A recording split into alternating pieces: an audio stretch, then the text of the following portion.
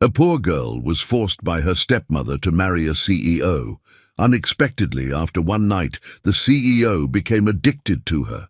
Hi, my close-knit family. Welcome back to Mr. Peter Stories. Oh, how I've missed you all. Every time I sit down to share a story, I feel like I'm wrapping my beautiful family in a warm embrace. Before we begin, let's take a moment for a beautiful prayer. May love and light surround every single one of you. May your hearts be filled with joy, your worries be lifted, and your dreams be blessed beyond measure.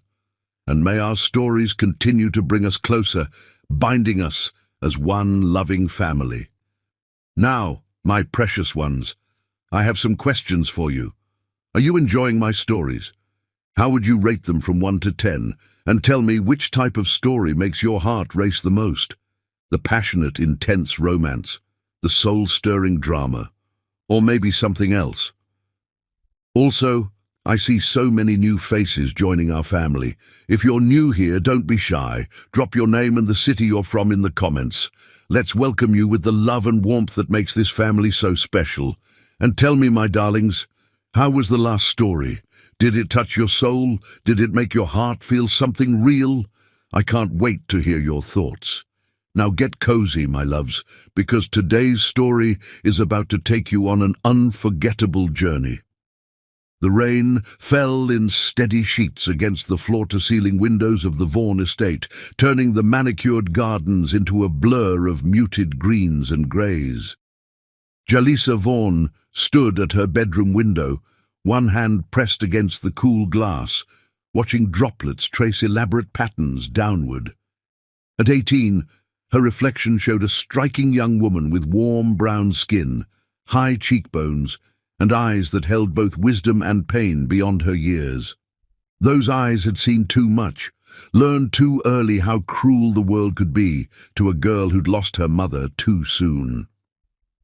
The setting sun cast long shadows across her face, highlighting the delicate features she'd inherited from her late mother, features that her stepmother Victoria Rothschild never failed to remind her were common despite their appeal. The sounds of Victoria's expensive Louboutin heels clicking on the marble floors downstairs made Jalisa's shoulders tense. Each sharp click was like a countdown to something inevitable, something she couldn't quite name but felt in her bones.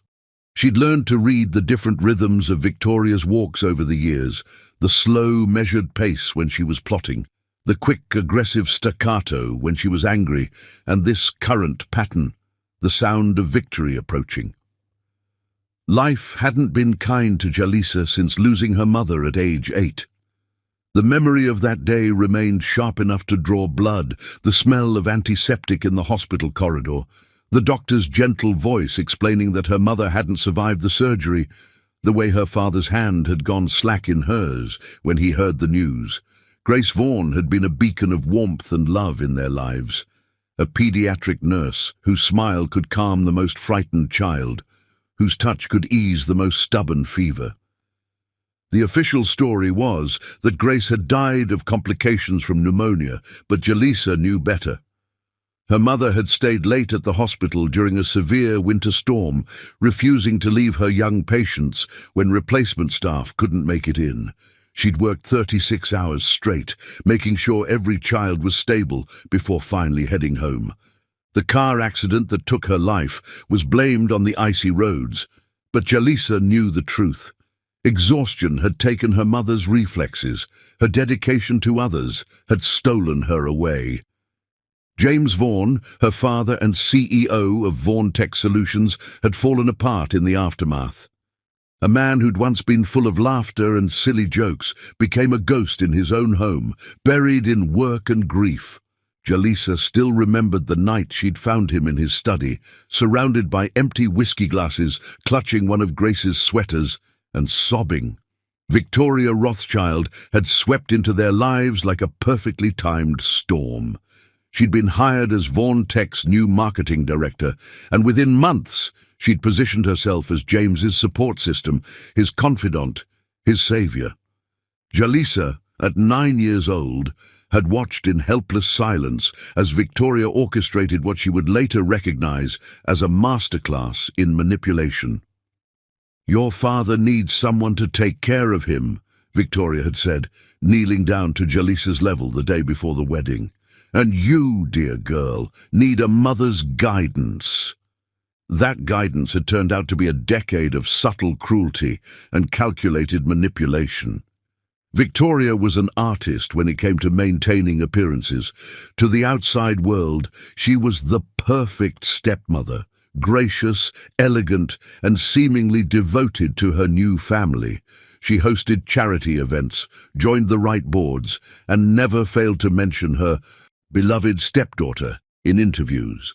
Behind closed doors, Victoria wielded words like weapons. She'd systematically dismantled Jalisa's self-worth with the precision of a surgeon.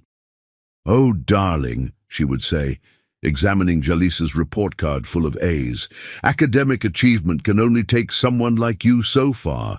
Best to focus on more attainable goals." Or, "That dress would be lovely on someone with a different complexion. Perhaps we should stick to more forgiving styles." The worst part was how she'd isolated James from his daughter. Every attempt Jalisa made to connect with her father was subtly undermined. Family dinners became exercises in tension, with Victoria directing the conversation away from any meaningful interaction between father and daughter. "James, darling," she would interject whenever Jalisa tried to discuss her dreams of college. "You remember that board meeting tomorrow? You should really review those documents tonight." Now, watching the rain transform the world outside her window, Jalisa felt that familiar ache in her chest, the longing for her mother's warm embrace, for her father's old smile, for a life unburdened by Victoria's elegant tyranny. She pressed her forehead against the glass, closing her eyes against tears that threatened to fall. The sound of car tires on wet gravel snapped her attention back to the present.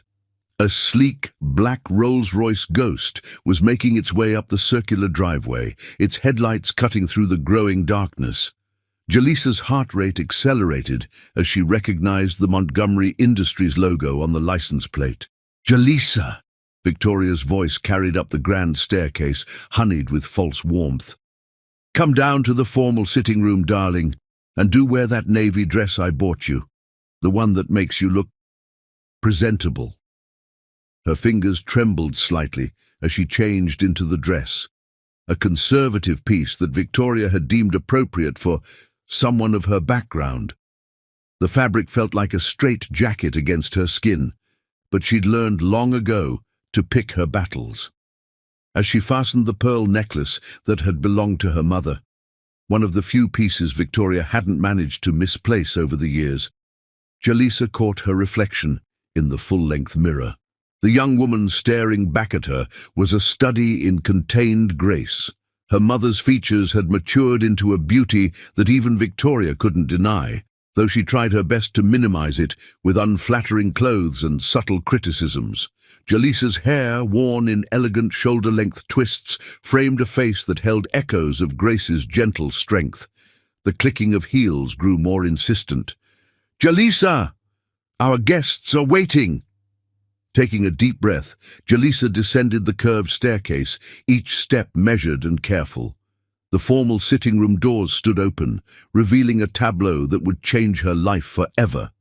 Her father sat in his favorite leather armchair, but he might as well have been carved from stone. Victoria perched on the arm of his chair, her hand resting possessively on his shoulder, her red lips curved in a smile that didn't reach her eyes. And there, commanding attention from the center of the room, stood Harrison Montgomery Sr., the 72-year-old patriarch of Montgomery Industries. His steel-gray hair and impeccable suit spoke of old money and older power. He turned as Jalisa entered, his sharp eyes assessing her with the same calculation he likely used to evaluate business acquisitions.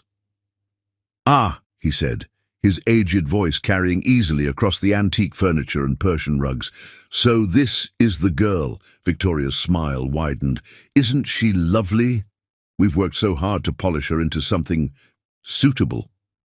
Jalisa felt her cheeks burn at the casual degradation, but she kept her spine straight, her expression neutral.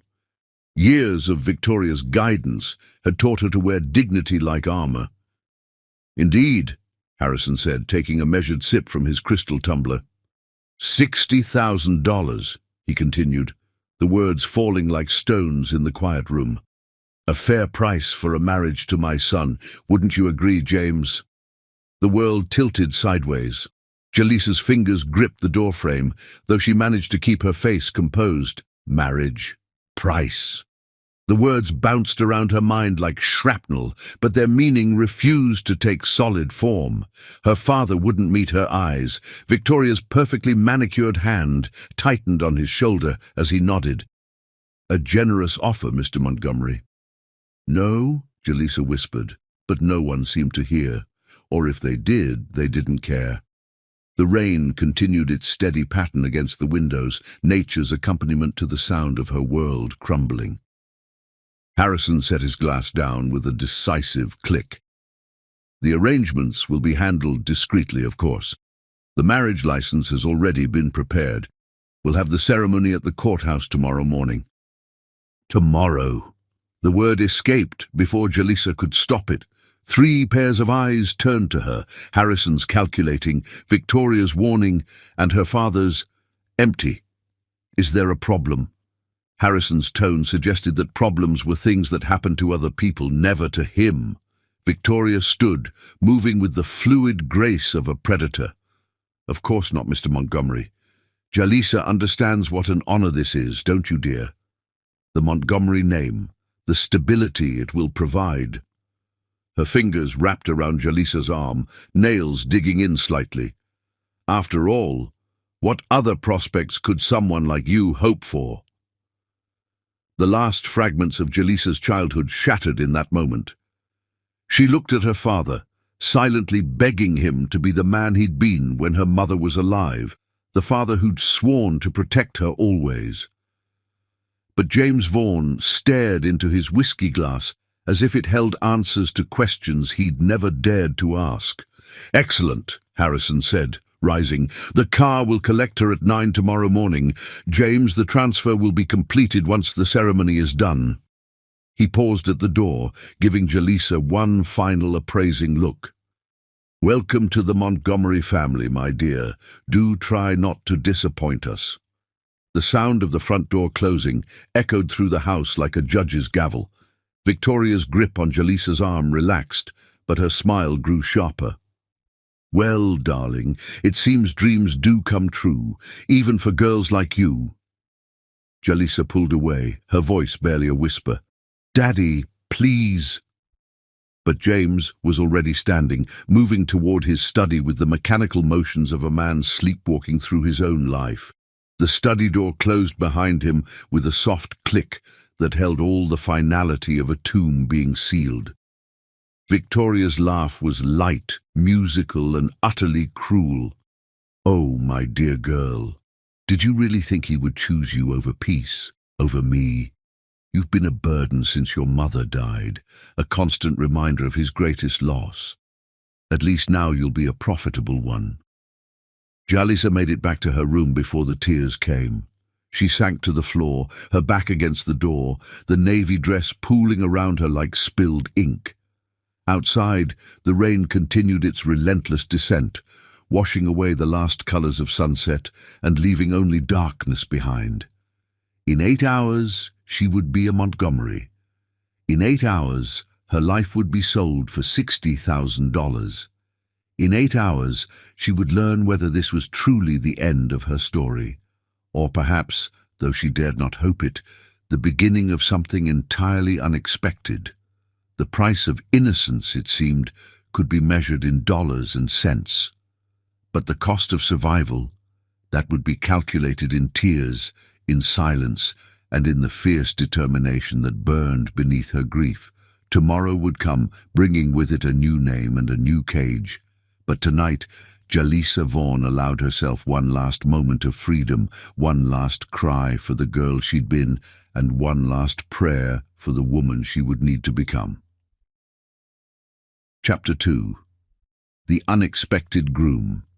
The courthouse's fluorescent lights cast a harsh glow over Jalisa's skin as she sat alone on a wooden bench outside courtroom B.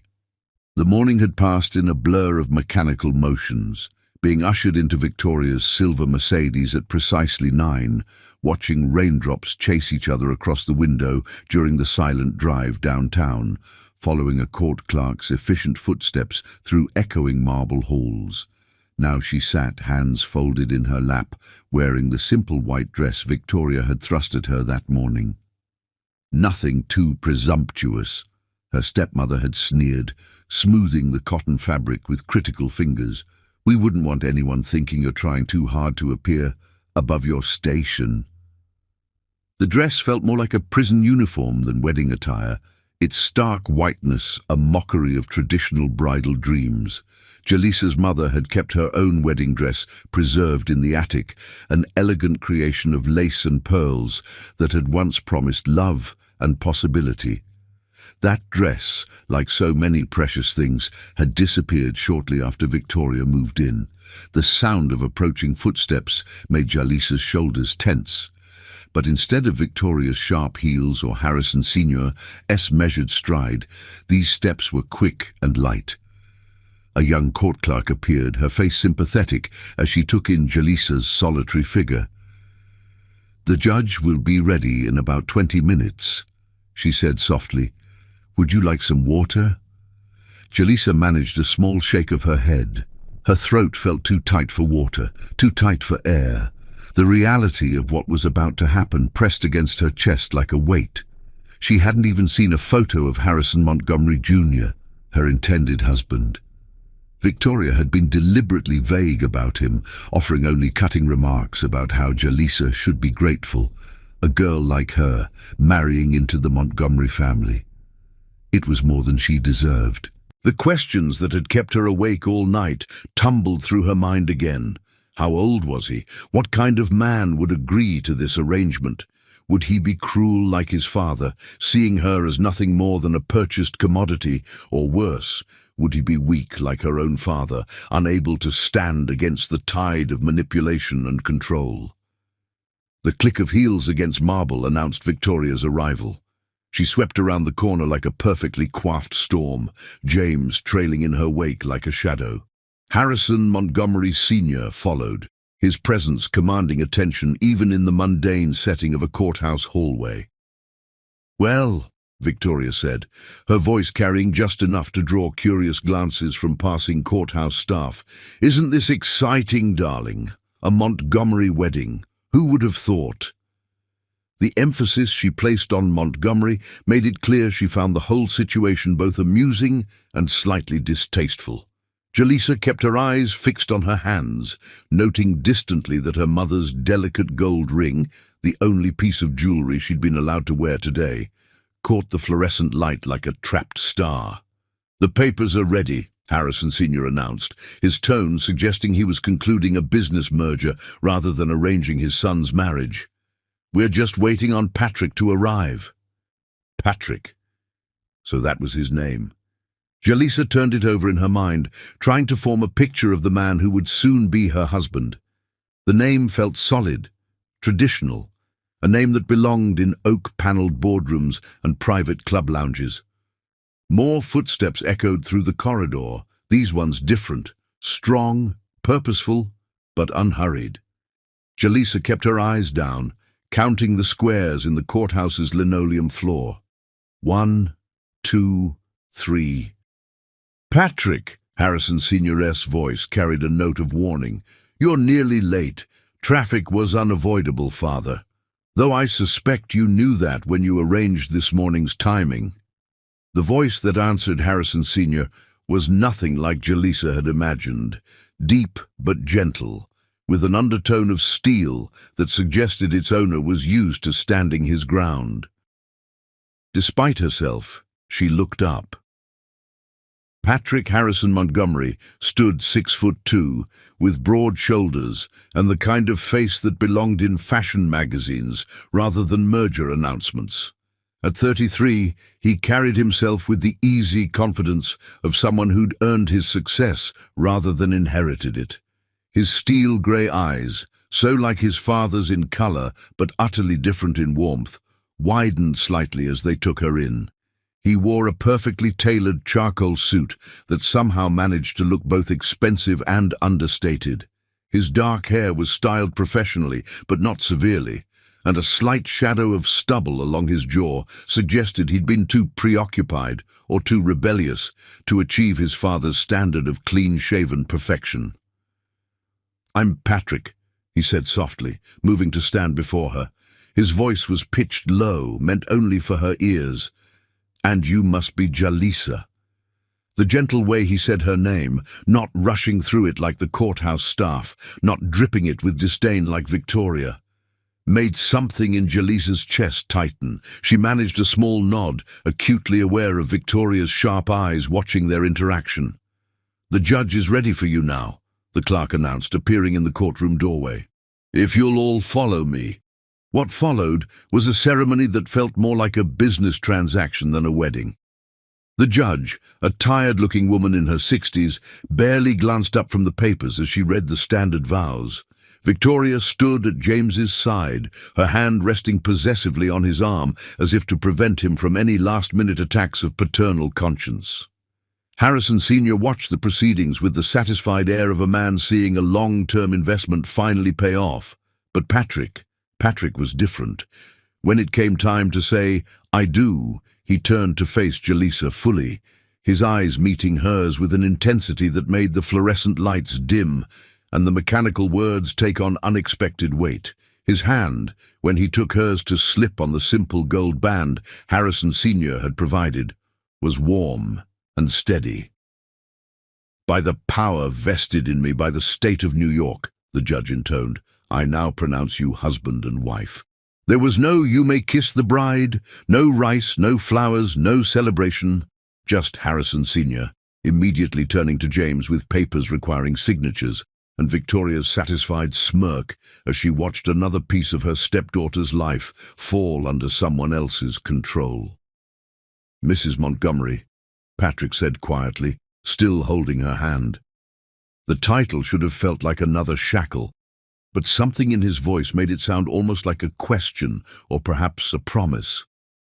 "The car is waiting," Harrison Sr. announced, having concluded his business with James. "Patrick, you'll take Jalisa to the estate.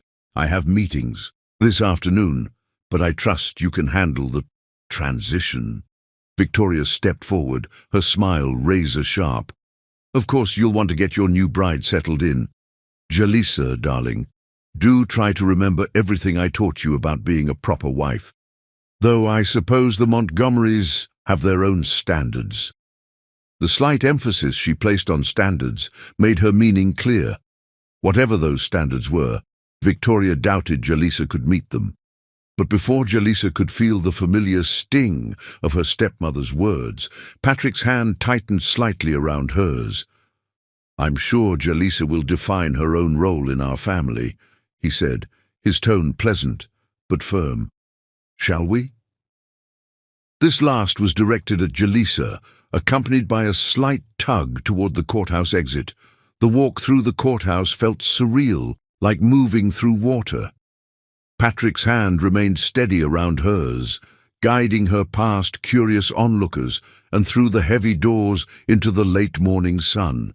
A sleek black Bentley waited at the curb, a uniformed driver holding the door open. "After you," Patrick said softly, helping her into the car's leather interior. The door closed with a solid thunk, sealing them into a bubble of climate-controlled silence. Moments later, Patrick slid in beside her, and the car pulled smoothly away from the curb. Only then did Jalisa realize she hadn't said goodbye to her father. She turned to look through the rear window, but the courthouse was already disappearing around a corner, taking with it the last fragments of her old life. "Here." Patrick's voice drew her attention back. He was holding out a pristine white handkerchief, monogrammed with his initials, "For the tears you're trying not to shed." The simple kindness in the gesture broke something inside her. Jalisa took the handkerchief, pressing it to her eyes as the first tears fell.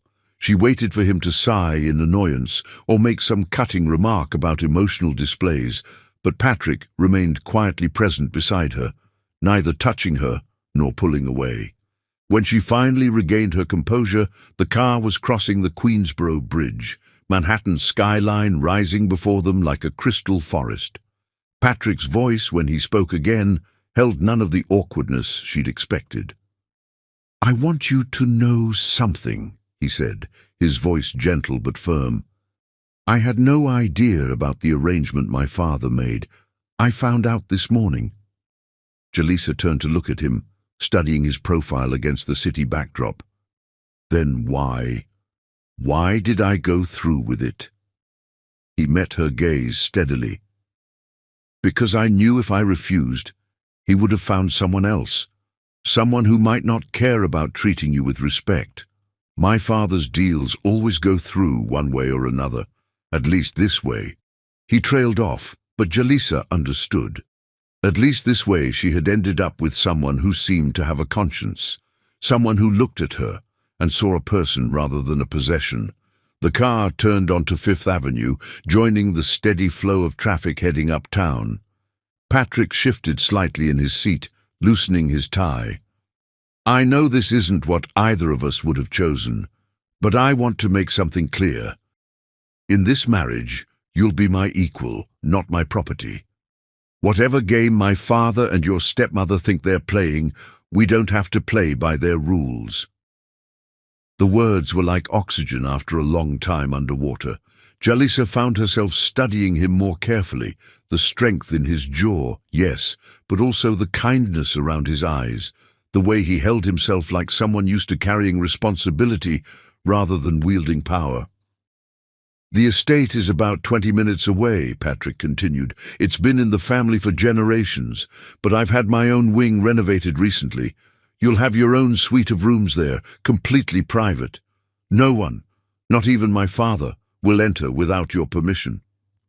The promise of privacy, of space that would truly be hers, made Jalisa's throat tight again. Even in her father's house, Victoria had felt free to enter her room at will, to rearrange, criticize, and remind Jalisa that nothing really belonged to her. As if reading her thoughts, Patrick added, "The staff answers to me, not my father. They're good people who value discretion.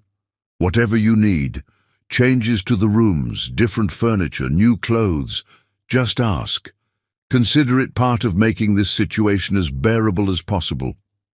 The car turned through elaborate iron gates, following a curved driveway through manicured grounds. The Montgomery estate rose before them, a masterpiece of Gothic revival architecture set against the morning sky. To Jalisa's surprise, it didn't feel oppressive despite its grandeur. Something about the way sunlight played across its stone facades and multiple balconies made it seem almost welcoming. "Home, sweet home," Patrick murmured as the car came to a stop. But before the driver could open their door, he turned to face Jalisa fully. "One more thing. I know we're legally married now, but we'll take things at your pace. You're 18, barely starting your life. I won't let this arrangement steal your choices from you." The driver opened the door then, letting in a rush of autumn air that carried the scent of roses from the nearby garden. Patrick stepped out first, then offered his hand to help Jalisa emerge. As she stood beside him, looking up at what would now be her home, she felt something unexpected unfurl in her chest. Not quite hope, perhaps, but the possibility of it. "Would you like to see your rooms?" Patrick asked, offering his arm with old-world courtesy that somehow didn't feel patronizing. "Cook usually serves lunch on the terrace this time of year, if you're hungry. Or we could have something sent up if you'd prefer to settle in privately."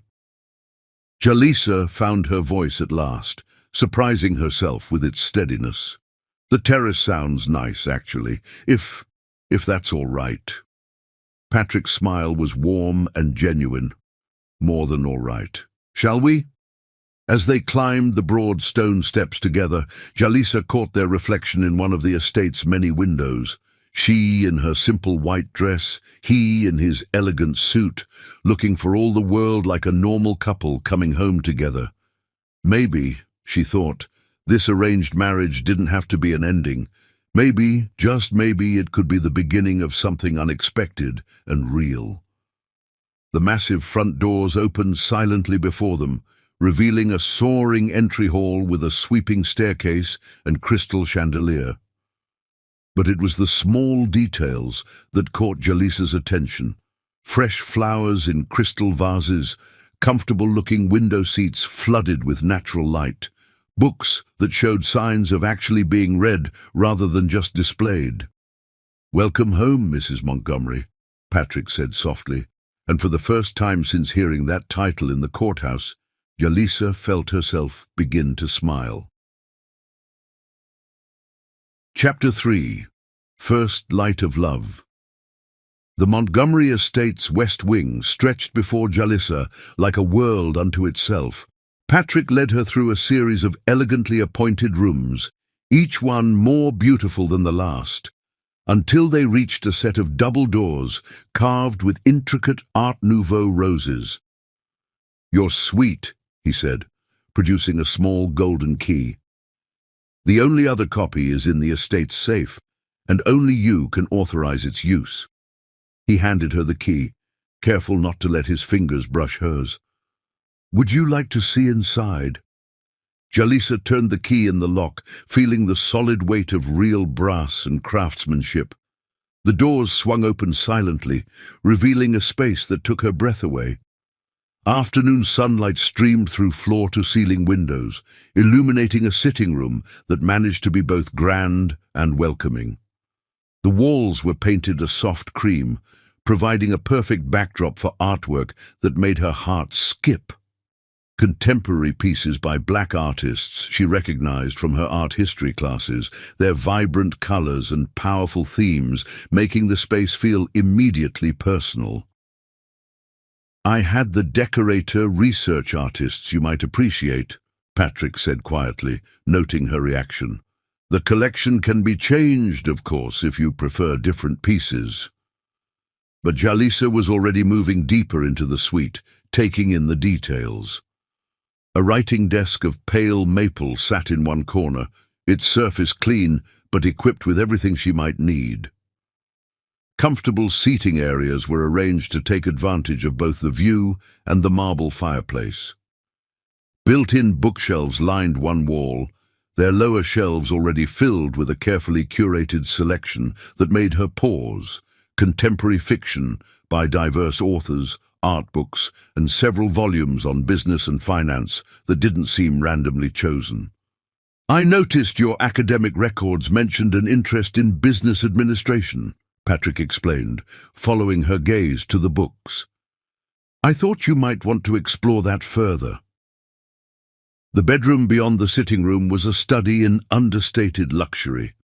A king-sized bed, dressed in soft linens in shades of blue and silver, dominated one wall, while a separate seating area created a peaceful retreat.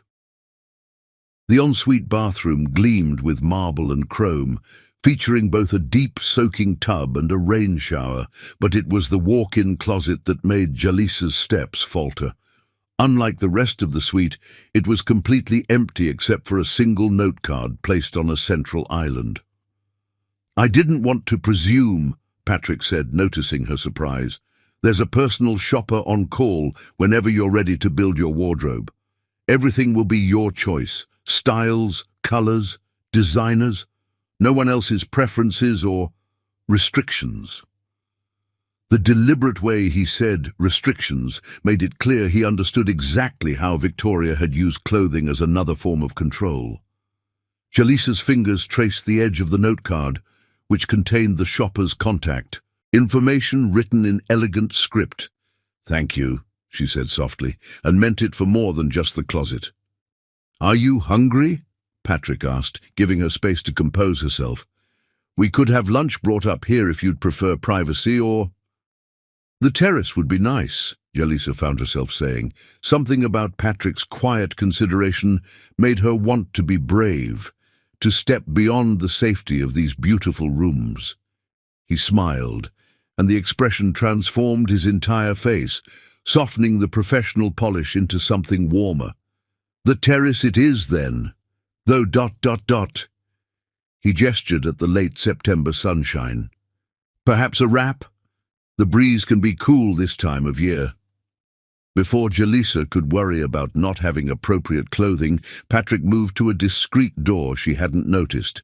It opened to reveal a small selection of designer outerwear. Just basics for now, he said, until you can choose your own. The cashmere wrap she selected was the color of autumn leaves, soft as a whisper against her skin. Patrick led her through the wing's private corridors to a terrace that overlooked the estate's rose gardens. A table had been set for two, white linens bright against the stone balustrade, silver gleaming in the afternoon light. Mr. Patrick, an elderly woman in a housekeeper's uniform, appeared as they approached. Cooks prepared a light lunch menu, the salmon you like, fresh salads, and those little lemon tarts. She turned to Jalisa with a warm smile. Welcome, Mrs. Montgomery. I'm Mrs. Chen. If there's anything you need, day or night, just ring. Patrick held Jalisa's chair, waiting until she was settled before taking his own seat. A server appeared silently with water and a selection of fresh juices, then disappeared just as quietly. I meant what I said about the staff, Patrick said once they were alone. They're loyal to me, not my father. You won't be watched or reported on here. The implication that Harrison Sr. might have expected such surveillance made Jalisa's hands clench in her lap. But before she could dwell on it, their first course arrived, a delicate soup that smelled of fresh herbs and comfort. Tell me about yourself. Patrick's question was gentle, accompanied by a genuine smile. I'd like to know who I'm sharing my life with, beyond what's in the files my father's people compiled. Something in his tone made Jalisa look up sharply. You've seen those files? I insisted, once I learned of the arrangement this morning. I wanted to understand. He paused, choosing his words carefully. I wanted to understand what kind of person would agree to sell their daughter to the Montgomerys. The soup suddenly tasted like ashes in Jalisa's mouth. My father is a broken man who let himself be manipulated by a master, Patrick finished. The files were quite thorough about Victoria Rothschild's methods. The way he said her stepmother's name contained volumes of controlled anger. Jalisa found herself studying him more carefully, noting the tension in his jaw, the way his hands gripped his silverware just a fraction too tightly. You really didn't know, she asked, about the arrangement? Patrick set down his spoon, meeting her gaze directly. Number Y was in London all last week, closing a deal that will move our clean energy division into European markets. I flew back last night, and this morning my father called me to his study. He presented the whole thing as a fait accompli. The papers ready, the courthouse booked, you already on your way downtown. But you agreed, Jalisa said softly. Why? Because I know my father. Patrick's voice held a lifetime of understanding. If I'd refused, he would have found someone else in our circle to marry you. Someone who would have seen you as property, who would have treated you like... He trailed off, his expression darkening. Like merchandise, Jalisa finished. Purchased and owned. Yes. Patrick's hand moved as if to cover hers, then stopped just short. I couldn't let that happen. Not when I could prevent it. Their main course arrived, perfectly grilled salmon on a bed of seasonal vegetables, the presentation worthy of a fine restaurant. They ate in companionable silence for a few moments, each processing the morning's events. You asked about me, Jalisa said finally. What would you like to know? Patrick's smile returned, warming his grey eyes. Everything. Your dreams, your fears, your favorite books. What makes you laugh? What makes you angry? Who you are when no one's watching? The simple honesty in his voice made something in Jalisa's chest ache. How long had it been since anyone had genuinely wanted to know her? Since Victoria's arrival, she'd been trained to be invisible, to take up as little space as possible in her own life. "I love art," she found herself saying. "Not just looking at it, but understanding it, the history, the context, the way it reflects and shapes culture. And I'm good at math, even though Victoria said it wasn't ladylike to show it. I used to help the other students in calculus class explaining concepts the teacher couldn't quite get across." A teacher at heart, Patrick noted. And the business administration interests? "I want to understand how things work," Jalisa admitted. "Not just numbers, but systems, organizations. How to make them better, more efficient, more human." Patrick's expression showed genuine interest. "We could use more of that perspective at Montgomery Industries. Too often, efficiency comes at the cost of humanity." Their conversation flowed easily through the rest of lunch, touching on books they'd both loved, places they hoped to visit, causes they believed in. Patrick, it turned out, had a dry sense of humor that made Jalisa laugh despite herself. He told stories about his travels that focused on the people he'd met rather than the deals he'd closed, and asked thoughtful questions that showed he was really listening to her answers. As their empty dessert plates were cleared away, Patrick checked his watch. "I have a video conference in 20 minutes. Part of the European deal that can't wait. Would you like to explore the grounds this afternoon? Mrs. Chen can show you the gardens, or you're welcome to discover them on your own. This is your home now. You don't need permission to move through it." The freedom implicit in that statement made Jalisa's throat tight. "I think I'd like to get settled in my rooms first, if that's all right. Maybe look through those books you provided." "Of course." Patrick stood, offering his hand to help her up. "I'll have dinner sent to your suite around 7, unless you'd prefer to dine together." Jalisa thought about it, surprised to find she wasn't automatically choosing the safer option of solitude. "Together would be nice, but in my sitting room, I'm not quite ready for the formal dining room." "Perfect." Patrick's smile was understanding. "I'll bring chocolate cake. I find it helps when processing major life changes."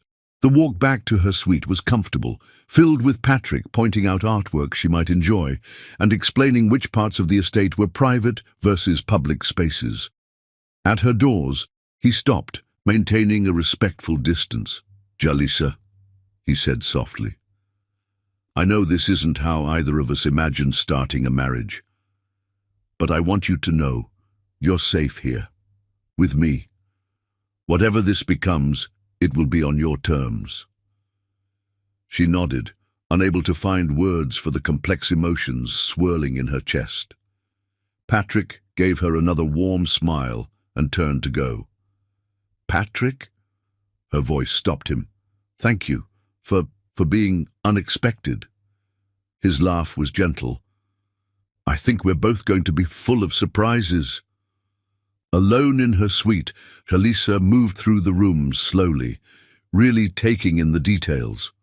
Someone, probably Mrs. Chen, had unpacked the small bag she'd brought from home, arranging her few possessions with care. Her mother's photo, the one she kept hidden from Victoria, sat in a new silver frame on the bedside table. The afternoon sun painted patterns on the pale carpet as Jalisa curled up in a window seat with one of the business books, but her mind kept drifting to lunch, to the way Patrick listened as if her thoughts mattered, to the genuine interest in his eyes when she spoke about her dreams. She thought about Victoria's sneering predictions of what marriage to a Montgomery would mean, about Harrison C's cold assessment of her worth in dollars and cents. But Patrick was different. He saw her not as a possession or a problem, but as a person. a partner. As the sun began to set, painting the sky in shades of rose and gold, Jalisa found herself looking forward to dinner, to more conversation, to chocolate cake, to discovering who they might become together. This morning, she'd been a bride sold to the highest bidder. Tonight, she was something else, something undefined but full of possibility. The first light of something that felt dangerously like hope began to warm her heart. Perhaps this arranged marriage, this business transaction disguised as a wedding, could become something real, something chosen rather than imposed, something unexpected and beautiful, like roses blooming in winter. Jalisa touched the soft cashmere wrap still draped around her shoulders, remembering Patrick's quiet consideration. Yes, she thought, this could be the beginning of something extraordinary, not because it was forced upon them, but because they might choose it day by day, conversation by conversation, moment by moment. The future stretched before her like an unwritten story, and for the first time since losing her mother, Jalisa felt ready to turn the page. Chapter 4. Breaking Down Walls. Over the next few weeks, Patrick showed Jalisa a world she'd never known existed. It wasn't just the material things, though he did ensure she had everything. She needed to feel comfortable in her new life. It was the way he went about it, the thoughtfulness behind each gesture, the constant respect for her autonomy. The morning after their wedding, a sleek black credit card appeared on her breakfast tray, along with a note in Patrick's precise handwriting, "For whatever you need or want. No limits, no questions asked. This is your home now. Make it yours." But he didn't just hand her money and disappear. When Jalisa mentioned wanting to update her wardrobe, Patrick arranged for several top designers to bring their collections to the estate. He stayed for the first few minutes, making it clear to everyone that Mrs. Montgomery was to be treated with the utmost respect, then left her to make her own choices without hovering or influencing her decisions. "These clothes are armor," he'd said quietly before leaving. "Choose pieces that make you feel strong." The designers had been surprisingly kind, taking time to understand Jalisa's style preferences rather than trying to force their own vision on her. For the first time in years, she was able to select clothes that actually reflected who she was. Elegant but comfortable, professional but youthful, with colors that complemented her skin tone rather than trying to downplay it. One afternoon, about 2 weeks into their marriage, Patrick found her in the estate's library, surrounded by college brochures. He'd paused in the doorway, taking in the scene, then entered quietly and sat in the armchair across from her. "Columbia has an excellent business program," he said, noting the brochure in her hands. "Their focus on ethical leadership is particularly strong." Jalisa had tensed, waiting for the other shoe to drop, but Patrick simply pulled out his phone and started making notes. "I'll have the admissions office send over the full application package. Early decision deadline is November 1st, so we have time to put together a strong application." "Victoria always said college would be a waste," Jalisa found herself saying, "that no amount of education could change certain facts about me." Patrick's expression darkened momentarily. "Victoria Rothschild," he said carefully, "is an expert at destroying dreams to maintain control. But she's wrong. Apply wherever you want, Jalisa. I'll handle the costs." "Your father won't approve," she warned, remembering Harrison Sr.'s comments about a wife's proper place. Patrick's smile held a hint of steel. "My father's approval stopped mattering to me a long time ago. Besides," he added, his tone lightening, "Montgomery Industries could use more executives with actual ethics training. The old guard's idea of corporate responsibility begins and ends with tax-deductible donations to their favorite charities." That conversation marked a turning point in their relationship. Jalisa began to see that Patrick wasn't just being kind out of obligation. He genuinely supported her dreams, believed in her potential. He arranged for her to meet with college counselors, helped her craft her personal statement, and never once suggested that being Mrs. Montgomery should be enough. Their evenings fell into a comfortable routine. They would have dinner together in Jalisa's sitting room, talking about their days. Patrick shared stories from board meetings and business deals, always asking her opinion on thorny ethical questions. Jalisa found herself opening up about her own experiences, her hopes for the future, her memories of life before Victoria. One night, over slices of chocolate cake, which had become something of a tradition, Patrick asked about her mother. "You don't have to talk about her if you don't want to," he said quickly, seeing Jalisa's expression. I'd like to know about the woman who raised such an extraordinary daughter." Something in his tone, genuine interest without pity, made Jalisa want to share. "She was a pediatric nurse," she began, "the kind who remembered every patient's favorite color and would sing silly songs during scary procedures.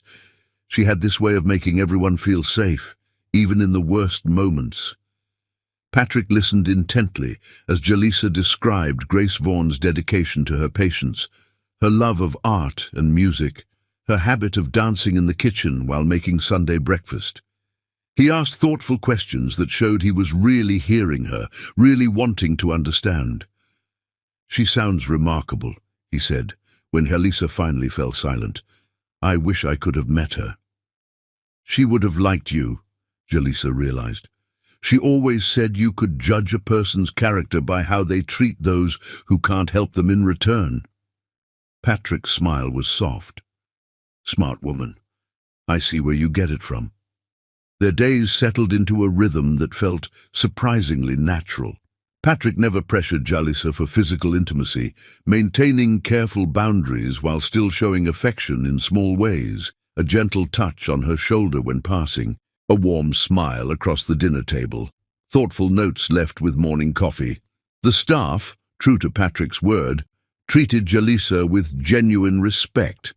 Mrs. Chen became something of a surrogate mother figure, always ready with a cup of tea and a sympathetic ear. The gardeners started leaving fresh flowers in Jalisa's suite, choosing blooms that matched her new decor.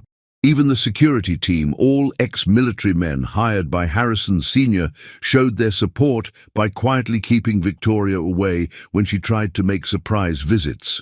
One rainy Saturday, about a month into their marriage, Patrick took Jalisa shopping at a small boutique in Manhattan, not for clothes or jewelry, but for art supplies. He'd noticed her sketching in the margins of her college applications and decided she needed proper materials. "My father would say it's a waste of time," he commented, as Jalisa selected pencils and pastels. "Which is exactly why you should do it. Art feeds the soul in ways quarterly reports never will."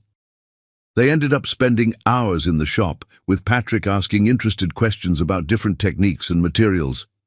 His genuine curiosity made Jalisa feel safe sharing this part of herself, the creative dreams Victoria had dismissed as frivolous. That evening, back at the estate, Patrick helped her set up a small studio space in one corner of her sitting room. He arranged the lighting himself, insisting on proper task lamps that wouldn't strain her eyes.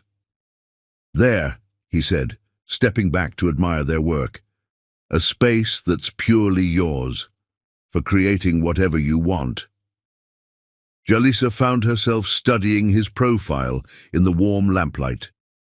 In the weeks since their courthouse wedding, Patrick had become not just her husband, but her friend. Someone who saw her clearly and liked what he saw. Someone who supported her dreams instead of trying to cage them. "Thank you," she said softly. "Not just for this, but for everything." Patrick turned to face her, his grey eyes serious. "You don't need to thank me for treating you with basic human dignity, Jalisa. That should have been your birthright." "Still," she insisted, "you've made this so much easier than it could have been, than it would have been with someone else." Something shifted in Patrick's expression then, a softening around his eyes, a gentle curve to his lips. He took a step closer, moving slowly enough that Jalisa could have backed away if she wanted to. She didn't want to. Patrick's kiss, when it finally came, was nothing like she'd imagined her first kiss would be. It wasn't awkward or demanding or frightening. It was gentle as a summer breeze, warm as morning sunshine, sweet as the chocolate cake they shared every evening. When he pulled back, his eyes searched her face carefully. Was that okay? Jalisa found herself smiling. More than okay. It wasn't a dramatic moment of passion like in the romance novels she used to hide from Victoria. It was something better, something real and chosen, born of growing trust and genuine affection rather than obligation or possession. That night, after Patrick had bid her good night and returned to his own rooms, Jalisa stood at her window watching the rain fall. Her fingers touched her lips, remembering the gentle pressure of Patrick's kiss. For the first time since her mother's death, she felt truly safe, truly seen. The walls she'd built around her heart, reinforced by years of Victoria's cruelty, were beginning to crumble. Not because Patrick was trying to break them down, but because he made her feel secure enough to lower them herself. Tomorrow would bring new challenges, college applications to complete, Harrison Seeger's disapproval to navigate, the constant shadow of Victoria's influence to overcome. But tonight, Jalisa allowed herself to imagine a future full of possibility. A future where love wasn't a transaction or a trap, but a choice made freely, day by day, moment by moment. She picked up one of her new sketching pencils, letting her hand move across fresh paper. The face that emerged wasn't young Jalisa hiding from Victoria's sharp words, or the scared bride at the courthouse. It was the woman she was becoming, strong, hopeful, ready to embrace whatever came next. A woman worthy of love. A woman Patrick saw clearly, believed in completely, and chose to kiss not out of duty, but out of genuine desire. Outside, the rain continued its gentle rhythm against the windows. Inside, Jalisa Montgomery smiled and kept drawing, adding touches of light to her self-portrait's eyes. Eyes that no longer held just pain and wisdom, but something new and precious. The first delicate blooms of love growing in the most unexpected garden. Chapter 5. Shadows of the Past. Their growing happiness couldn't remain untouched forever. The first crack in their peaceful world appeared at the annual Montgomery Industries Charity Gala, 6 weeks into their marriage. Jalisa had been nervous about attending, knowing it would be her first major public appearance as Mrs. Montgomery. Patrick had been characteristically thoughtful about the event. He'd arranged for a top stylist to help Jalisa select the perfect gown, a midnight blue creation that made her feel like a queen. The designer had incorporated subtle African patterns into the beadwork, a detail that brought tears to Jalisa's eyes when she noticed it. "Beautiful," Patrick had said simply when he saw her ready for the gala. The pride in his eyes gave her courage. The ballroom of the Plaza Hotel glittered with New York's elite. Diamonds caught the light like stars, champagne flowed freely, and conversation hummed at a perfectly modulated volume. Patrick kept Jalisa close, his hand warm at the small of her back as he introduced her to business associates and society figures. Most people were polite, if reserved. A few were genuinely welcoming, particularly the younger executives who appreciated Patrick's progressive approach to business. But there were also whispers, sidelong glances, barely concealed smirks behind champagne flutes. Victoria's arrival changed the temperature of the room instantly. She swept in on James's arm, wearing a dress that cost more than most people's cars. Her smile, when she spotted Jalisa, was razor-sharp. "Darling," she cooed, air-kissing Jalisa's cheek. "How surprisingly well you clean up, though perhaps a bit overdressed. We wouldn't want anyone thinking you're trying too hard to fit in." Patrick's hand tightened slightly on Jalisa's waist. "Mrs. Vaughn," he said coolly, "I wasn't aware you were on the guest list." Victoria's laugh tinkled like breaking glass. "Oh, but I'm on all the right lists now, dear boy. Your father has been most accommodating." James stood slightly behind his wife, his eyes fixed on his drink. He barely glanced at Jalisa, though his hands trembled slightly when Victoria mentioned Harrison Sr. Throughout the evening, Victoria worked the room like a master conductor, dropping subtle hints and poisoned words into eager ears. Jalisa tried to ignore it, focusing instead on the meaningful conversations Patrick was having about Montgomery Industries' new charitable initiatives.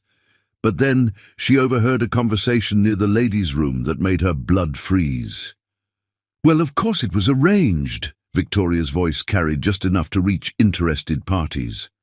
The girl practically threw herself at Harrison Sr., batting those eyes and playing on his protective instincts. "Though I suppose we shouldn't be surprised, like mother, like daughter." "What do you mean?" another woman asked eagerly. "Oh, didn't you know? Her mother was quite the social climber herself. How else does a simple nurse end up married to a CEO, though at least Grace had the decency to die before she could spend too much of the family money?" Jalisa's vision blurred with tears. She turned to flee, but found Patrick standing behind her, his face set in lines of cold fury. "Mrs. Vaughan," his voice cut through the murmuring crowd. "A word, if you please." Victoria's smile didn't waver. "Of course, dear. Though I was just sharing some family history, nothing improper about that." "Interesting definition of proper," Patrick said, his tone arctic. "I've had investigators looking into your financial activities for the past month. Would you like to discuss what they found?" The color drained from Victoria's face. "I'm sure I don't know what you mean." "No?"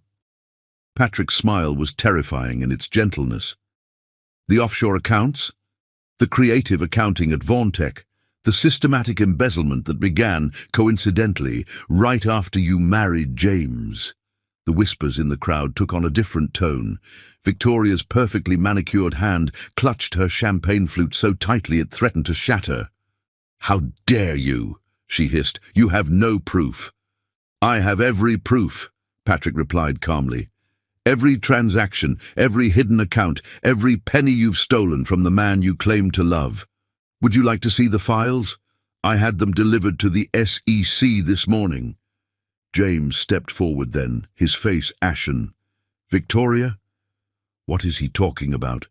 But Victoria was already backing away, her composure cracking like fine china. "She's nothing but a gold digger," she spat, gesturing at Jalisa, "just like her mother." It was the wrong thing to say. Patrick's voice, when he spoke again, could have frozen flame. "Mrs. Vaughan, your life is about to become very complicated. I suggest you leave now while you still have some dignity intact. And if you ever speak about Jalisa or her mother again, I will personally ensure that every society door in New York slams shut in your face." The crowd parted like the Red Sea as Victoria fled, leaving James standing alone and lost. Patrick turned to him with slightly more gentleness. "Mr. Vaughan, I suggest you call your lawyer. You'll want to distance yourself from what's coming." Later that night, in their private sitting room at the estate, Jalisa finally broke down. The tears she'd held back at the gala poured out as Patrick held her close. "How could she?" Jalisa sobbed. "How could she say those things about my mother?" Patrick's arms tightened around her. "Because she's a bitter woman who can't stand to see real love or goodness. Your mother was a nurse who died saving 3 children from a burning building," he whispered. "I found the news articles, talked to people who knew her. She worked extra shifts that winter because the pediatric ward was understaffed. She stayed late that night because 2 of her young patients had fevers that wouldn't break. The car accident happened because she was exhausted from caring for others." He pulled back slightly, cupping Jalisa's face in his hands. "You're exactly like her. Brave, selfless, and absolutely extraordinary." Victoria attacked her memory because she knows she'll never be half the woman your mother was. Jaleesa looked up at him through tear-stained lashes.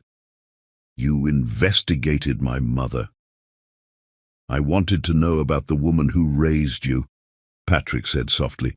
I found articles about her work at the hospital, interviews with parents whose children she'd helped, letters from colleagues praising her dedication. She was beloved, Jaleesa. Her funeral was standing room only. Hundreds of people whose lives she'd touched. Fresh tears fell, but these were different, healing tears, washing away years of Victoria's poison. Tell me more, she whispered. Patrick spent the next hour sharing everything he'd learned about Grace Vaughan, how she'd started a program to bring art therapy to sick children, how she'd organized a fund to help families with medical expenses, how she'd met James at a hospital fundraiser where she'd been speaking about pediatric care initiatives. She wasn't a social climber, he said firmly. She was a force for good who happened to fall in love with a man who recognized her worth, just like her daughter. Jaleesa curled closer into his embrace, letting his words and the steady beat of his heart soothe her pain. When did you start the investigation into Victoria? The day after our wedding, Patrick admitted. I knew someone like her wouldn't let go of control easily. I wanted to be prepared when she tried to hurt you again. The protective anger in his voice made Jaleesa's heart swell. This was more than the kindness he'd shown since their arranged marriage. This was fierce, deliberate defense of her happiness. What will happen to her? She asked. The SEC investigation will take time, but the evidence is solid. She'll likely face charges for financial fraud. Your father, Patrick sighed. He'll need support to get through this, but maybe now he can finally break free of her influence. Jaleesa thought about James, standing alone in that glittering ballroom, his world crumbling around him. He let her control him for so long. Grief makes people vulnerable, Patrick said gently. Victoria exploited that vulnerability. But it's not too late for him to find his way back to being the father you remember. They sat in comfortable silence for a while, watching the fire dance in the hearth. Finally, Jaleesa spoke again. Thank you, not just for defending me, but for defending my mother's memory. Patrick pressed a kiss to her temple. Your mother's legacy lives in you, in your kindness, your strength, your desire to help others. Victoria couldn't destroy that, no matter how hard she tried. That night, as Jaleesa prepared for bed, she looked at her mother's photo on the bedside table. Grace Vaughan smiled back at her, radiating the warmth and love that Victoria had tried to erase from history. You'd like him, Mum, Jaleesa whispered to the picture. He sees me, really sees me, and he's not afraid to fight for what's right. Outside her window, the moon cast silver light over the estate's gardens. Tomorrow would bring challenges, dealing with the fallout from Victoria's exposure, helping James navigate his new reality, facing the society gossips who'd witnessed it all. But tonight, Jaleesa felt stronger than she had in years. Victoria's shadows were finally being banished, pushed back by the light of truth and love. Patrick had given her more than protection. He'd given her back her mother's true story, her own worth, and the promise of a future where love didn't have to hide in shadows. As she drifted off to sleep, Jaleesa smiled, remembering something her mother used to say, "The truth always comes to light, sweetheart, and when it does, it sets us free." Chapter 6. Rise of the Phoenix. Jaleesa threw herself into her studies with renewed determination after Victoria's downfall. The acceptance letter from Columbia's School of Business arrived on a crisp October morning, accompanied by a personal note from the dean praising her application essay on ethical leadership in modern corporations. Patrick had found her crying happy tears in her study, the letter clutched to her chest. Without a word, he'd swept her into a celebratory hug, then immediately called Mrs. Chen to arrange champagne and her favorite chocolate cake. "I knew you could do it," he said later, as they sat in their favorite spot on her private terrace. "The admissions board would have been crazy to pass up someone with your insight and drive." Jalisa traced the Columbia letterhead with trembling fingers. "I still can't quite believe it's real. Victoria always said—" "Victoria," Patrick interrupted gently, "is currently facing federal charges for embezzlement. I think we can safely discount her opinions on anything." The investigation into Victoria's financial dealings had revealed a web of fraud that stretched back years. She had been systematically siphoning money from Vaughan Tech, using sophisticated accounting tricks to hide her theft. The evidence Patrick's investigators had uncovered was damning. James, once the truth about his wife's crimes became clear, had seemed to wake from a long nightmare. He'd filed for divorce immediately and thrown himself into cooperating with the authorities. The process had been painful but cleansing, like lancing an infected wound. Now, 2 months after the gala confrontation, Jalisa was excelling in her business classes at Columbia. Patrick watched with pride as she transformed from a timid girl into a confident young woman. Her natural intelligence, no longer suppressed by Victoria's manipulation, flourished in the academic environment. "I have a surprise for you," Patrick said one evening, joining her in the library where she was working on a case study analysis. "How would you feel about putting some of your business theory into practice?" Jalisa looked up from her textbooks, intrigued. "What did you have in mind?" "Montgomery Industries' charitable foundation needs restructuring," Patrick explained, settling into the chair across from her. "The current model is outdated, too focused on tax benefits and not enough on actual impact. I thought you might want to take a look at it." The trust in his voice made Jalisa's heart swell. "You'd let me do that?" Patrick's smile was warm. "Let you? I'm counting on you. Your perspective is exactly what we need.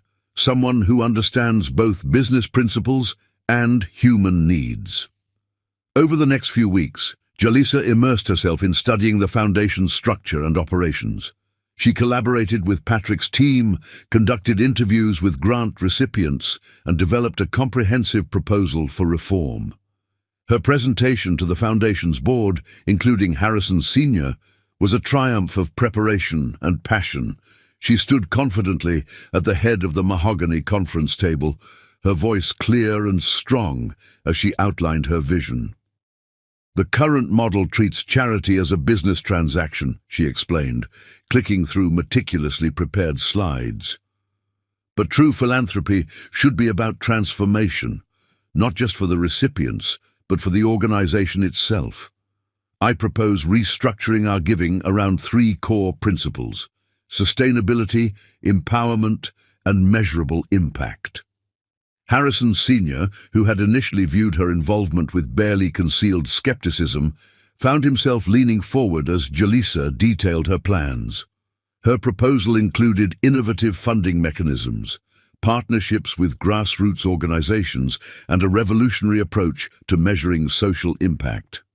Furthermore, she concluded, by integrating these initiatives with Montgomery Industries' core business strategies, we create a synergy that benefits both our commercial interests and our social mission.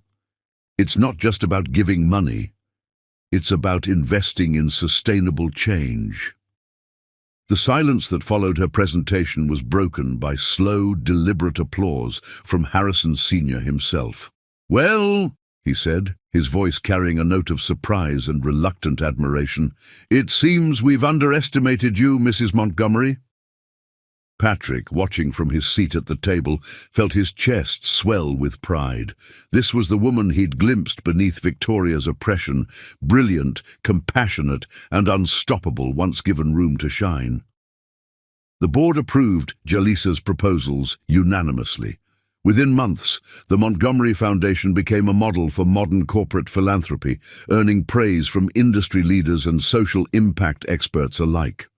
But it was more than just professional success. Jaleesa began to hold her head high in social situations, her natural grace and intelligence shining through.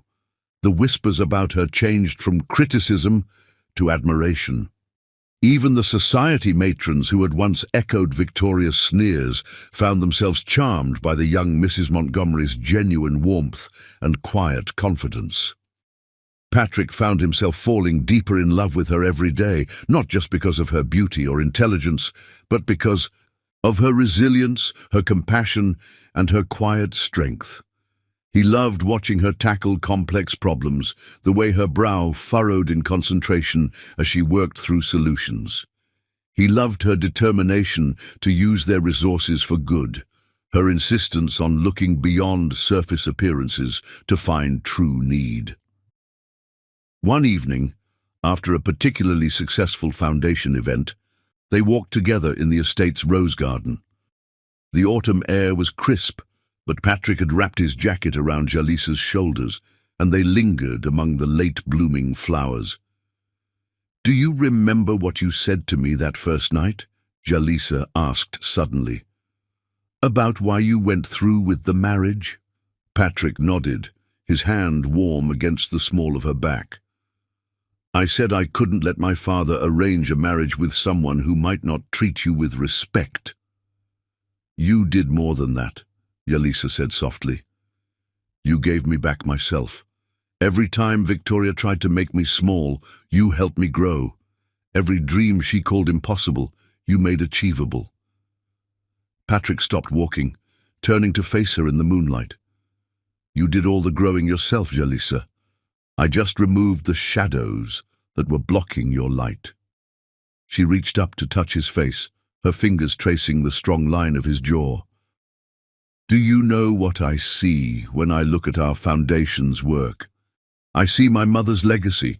She taught me that true strength lies in helping others rise. You helped me rise, and now we're helping others do the same."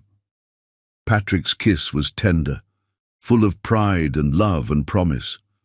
When they finally broke apart, he rested his forehead against hers. "You're extraordinary, Jaleesa Montgomery. Don't ever let anyone tell you differently again."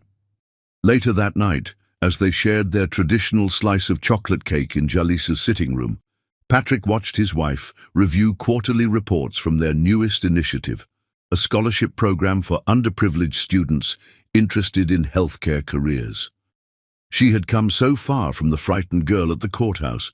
Now she moved through the world with quiet confidence, her intelligence and compassion touching everything she did. The business classes at Columbia were just the beginning. Patrick could already see her future role in shaping Montgomery Industries into something more ethical, more human. But more than that, he saw the woman he'd grown to love with his whole heart. Not because of any arrangement or obligation, but because she was exactly who she was meant to be, strong, brilliant, and unstoppable. As if sensing his thoughts, Jaleesa looked up from her reports and smiled. The love in her eyes matched the warmth in his chest, a flame that had grown from the smallest spark into something powerful and transformative. Together, they were building something neither of them had expected, a marriage of true equals, a partnership based on respect and understanding, a love that had bloomed in the most unlikely soil. The phoenix, they say, rises from its own ashes to soar higher than before. Watching his wife shine in her newfound confidence, Patrick thought the metaphor particularly apt. Jaleesa had emerged from the ashes of Victoria's cruelty, stronger and more beautiful than ever. And they were only just beginning. Chapter 7. Truth and Consequences. The evidence against Victoria was damning. In the weeks following her public confrontation at the gala, Patrick's investigators had uncovered layer upon layer of financial fraud. She had been embezzling from James's company for years, using the money to maintain her lavish lifestyle while treating Jaleesa like a servant. The investigation revealed a complex web of hidden accounts and falsified records. Victoria had systematically siphoned funds from Vaughan-Tech's operational accounts, disguising the transactions as legitimate business expenses. She had even created fake vendors and consultants, routing company money through shell corporations that led back to her personal accounts. When the police arrived at the Vaughan estate on a cold November morning, Victoria's perfectly manicured world crumbled. She had been in the middle of berating a maid about improper dusting when the officers appeared, warrant in hand. "This is ridiculous," she had sputtered, her composure cracking as they read her rights. "Do you have any idea who I am?" But her social status couldn't protect her from the weight of evidence. The prosecutors had built an airtight case, supported by years of documentation and testimony from Vaughan-Tech employees who had been silenced by fear of Victoria's influence. James, watching his wife being led away in handcuffs, seemed to age a decade in moments. The realization of how thoroughly she had deceived him, how completely she had manipulated his grief over Grace to gain control of his life and company, hit him like a physical blow. Jaleesa received the news of Victoria's arrest from Patrick, who had insisted on being present when it happened. He found her in her study at Columbia, where she was preparing for finals. "It's over," he said simply, gathering her into his arms as the emotions overwhelmed her. "She can't hurt you anymore." The trial was swift and decisive. Victoria's lawyers attempted to paint her as a misunderstood businesswoman whose aggressive investment strategies had been misconstrued as fraud. But the evidence told a different story, one of calculated deception and systematic theft. The prosecutor's opening statement had been particularly powerful. "This is not a case about aggressive business practices. This is a case about a woman who used grief and manipulation to steal not just money, but years of a young girl's life, who used her position to crush the spirit of her stepdaughter while enriching herself with stolen funds." Victoria's mask of sophistication crumbled completely when the verdict was read. Guilty on all counts. The judge, noting her lack of remorse and the calculated nature of her crimes, handed down a lengthy prison sentence. Through it all, Jaleesa maintained her composure, drawing strength from Patrick's steady presence and her own growing confidence. She attended key parts of the trial not out of vindication, but to reclaim her narrative. Victoria had tried to write her story as one of inadequacy and shame. Jaleesa was rewriting it as one of resilience and triumph. James, finally seeing the truth about his wife, was devastated. The man who had once been a dynamic business leader was reduced to a shell of himself, haunted by years of manipulation and missed opportunities with his daughter. When he asked to see Jaleesa after the trial, Patrick was protective. "You don't have to," he told her. "No one would blame you for keeping your distance." But Jaleesa knew she had to face this part of her past, too. She arranged to meet James at a quiet cafe near Central Park, neutral ground where they could talk. Her father looked small somehow, diminished without Victoria's controlling presence. His hands shook slightly as he stirred his untouched coffee. "Jaleesa," he begged when she sat down, "can you ever forgive me?" She studied him carefully, seeing both the broken man before her and echoes of the loving father he'd once been. The man who had read her bedtime stories and taught her to ride a bike. The father who had been stolen from her by grief and Victoria's manipulation. "We can try to build something new," she said finally, reaching across the table to take his trembling hand. "Not what we had before, that's gone. But maybe something honest. Something real." James broke down then, years of suppressed emotions pouring out in a crowded cafe. Jaleesa held his hand as he apologized for his weakness, for letting Victoria control him, for failing to protect his daughter. "I see so much of your mother in you," he said when he could speak again. "She would be so proud of the woman you've become, So proud of how you've overcome everything I let happen to you." That evening, back at the Montgomery estate, Jalisa sat with Patrick in their favorite spot on her terrace. The winter air was cold, but Patrick had arranged for heated lamps and thick blankets, maintaining their tradition of evening conversations under the stars. "How do you feel?" he asked softly, watching her process the emotional day. "Lighter," Jalisa realized. "Like a weight I've carried so long I forgot it was there has finally been lifted." Patrick reached over to take her hand, his thumb tracing gentle circles on her palm. "Your father?"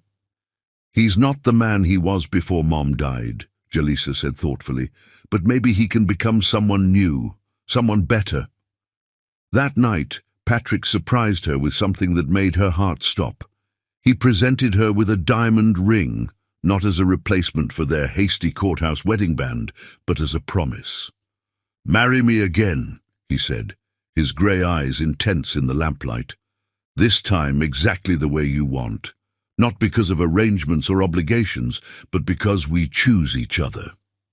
Jalisa looked at the ring, a stunning piece that somehow managed to be both elegant and unique, just like their love story. "You want to have another wedding?" "I want to stand up in front of everyone we love and tell the world that I choose you," Patrick said firmly.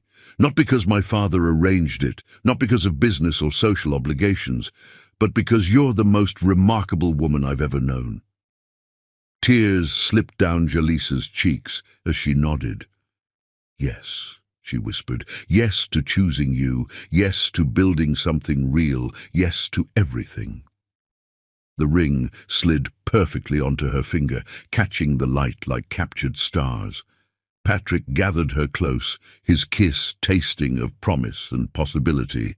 Later, as they shared their traditional slice of chocolate cake, Jalisa looked around her sitting room, at the art she'd chosen, the books that reflected her interests, the space she'd made truly her own. So much had changed since that rainy day at the courthouse. Victoria would face the consequences of her actions in prison. James was beginning the long journey of redemption and healing. And Jalisa was finally free to be exactly who she was meant to be, loved by a man who saw her true worth. "What are you thinking?" Patrick asked, noticing her contemplative expression. "I'm thinking about truth," she said softly. "How it always comes to light eventually, and how sometimes, when the lies fall away, something beautiful can grow in their place." Patrick's smile was tender as he leaned in to kiss her again. "Something beautiful already has." Outside, the winter wind whispered through bare branches, but inside, warmth bloomed like spring. Truth had indeed brought consequences, justice for Victoria's crimes, hope for James's redemption, and for Jalisa and Patrick, the precious chance to transform an arranged marriage into a love story written entirely on their own terms. Chapter 8. Hearts Unleashed. Their honeymoon in the Maldives was everything their courtship should have been. Away from prying eyes and social pressure, Patrick and Jalisa discovered each other anew on a private island where crystal-clear waters met powder-white sand. The resort's overwater villa became their sanctuary, a place where the complicated world of Manhattan society and family obligations felt as distant as the stars that scattered across the night sky. Floor-to-ceiling windows revealed an endless expanse of turquoise ocean, while traditional Maldivian architecture provided a perfect blend of luxury and authenticity. On their first morning, Jalisa woke to find Patrick already on their private deck, arranging breakfast. Fresh tropical fruits, still warm pastries, and the rich aroma of Maldivian coffee created a feast for the senses. "Good morning, Mrs. Montgomery," he said, his smile warm as sunshine on water. "Ready for your first swimming lesson?" Jalisa had confessed during their flight that she'd never learned to swim, another limitation Victoria had imposed, claiming it wasn't necessary for someone like her. Patrick had immediately promised to teach her, understanding that this was about more than just swimming. It was about breaking free from old restrictions, about claiming new experiences as her own. They spent that morning in the shallow waters near their villa, Patrick's hands steady and supportive as he taught her to float. His patience was infinite, his encouragement constant, and his joy in her progress genuine. "That's it," he called, as Jalisa managed her first few independent strokes. "You're a natural." By the end of the first week, she was swimming confidently in the lagoon, discovering the freedom of moving through crystal-clear water. Patrick had arranged for a marine biologist to give them private snorkeling lessons, opening up a whole new world beneath the waves. "Look," he whispered one afternoon, pointing to a sea turtle gliding gracefully past their villa. "She's as elegant as you are." Their days fell into a peaceful rhythm that felt nothing like the structured routines of their early marriage. They explored local islands, learning about Maldivian culture and traditions. Patrick taught Jalisa to scuba dive, watching with pride as she mastered each new skill. They spent hours talking about everything and nothing, building the kind of intimate knowledge of each other that comes only with uninterrupted time and open hearts. One evening, standing on their private beach, Patrick gathered all the resort guests. The setting sun painted the sky in impossible shades of pink and gold, turning the ocean into liquid fire. "I want everyone to know," he announced, his voice carrying over the gentle waves, "that I'm madly in love with my wife, not because of any arrangement or obligation, but because she is the most remarkable person I've ever known." Jalisa felt tears spring to her eyes as Patrick turned to face her fully. "When we met, it was because of other people's schemes. But every day since then, I've chosen you.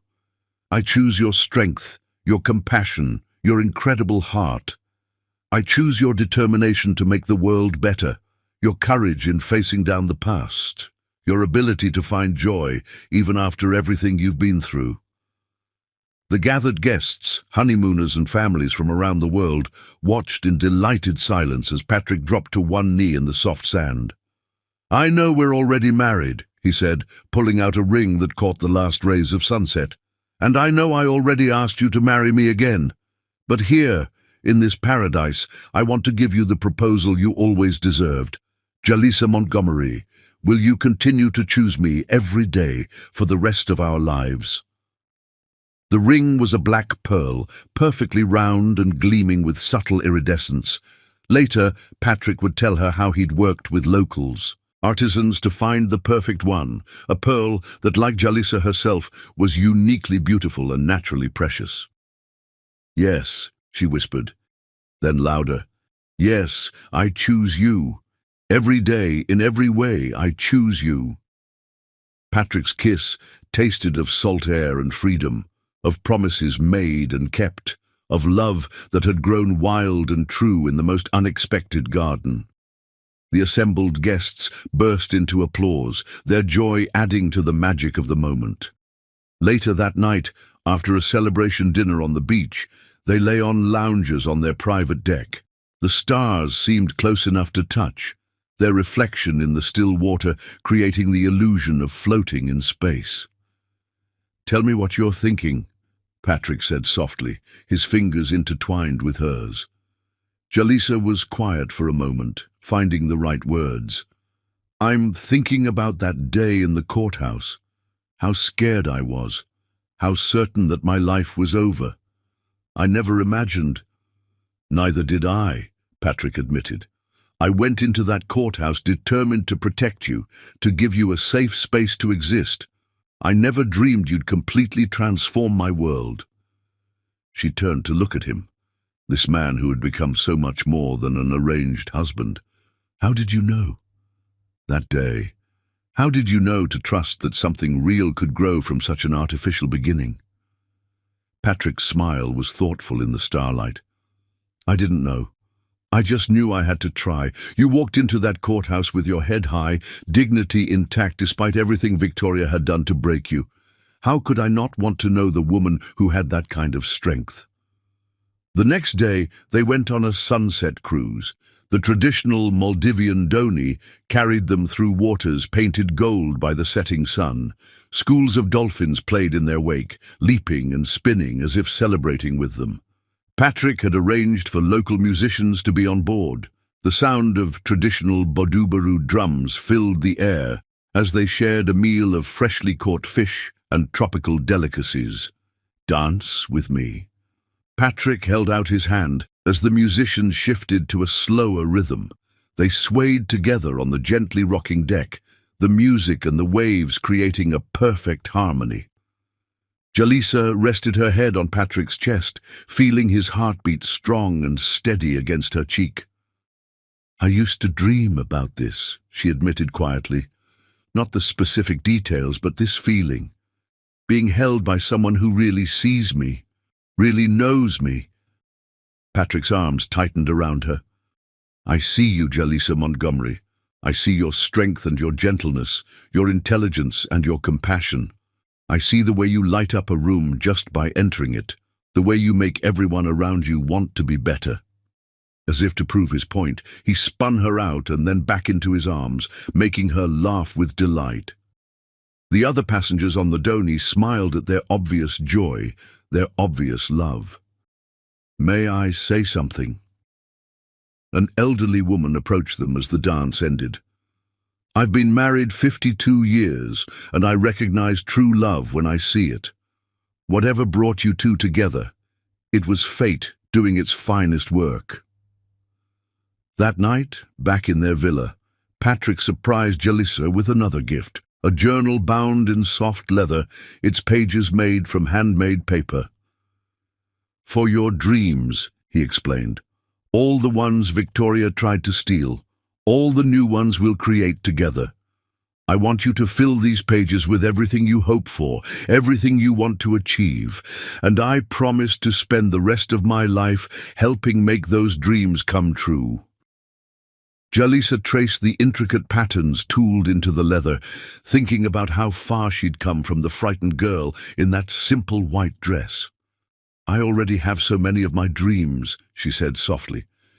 "You've helped me reclaim them all, and find new ones I never dared to imagine." Their remaining days in the Maldives passed in a blur of perfect moments. They learned to cook traditional Maldivian dishes, the spices and flavors as rich as their growing love.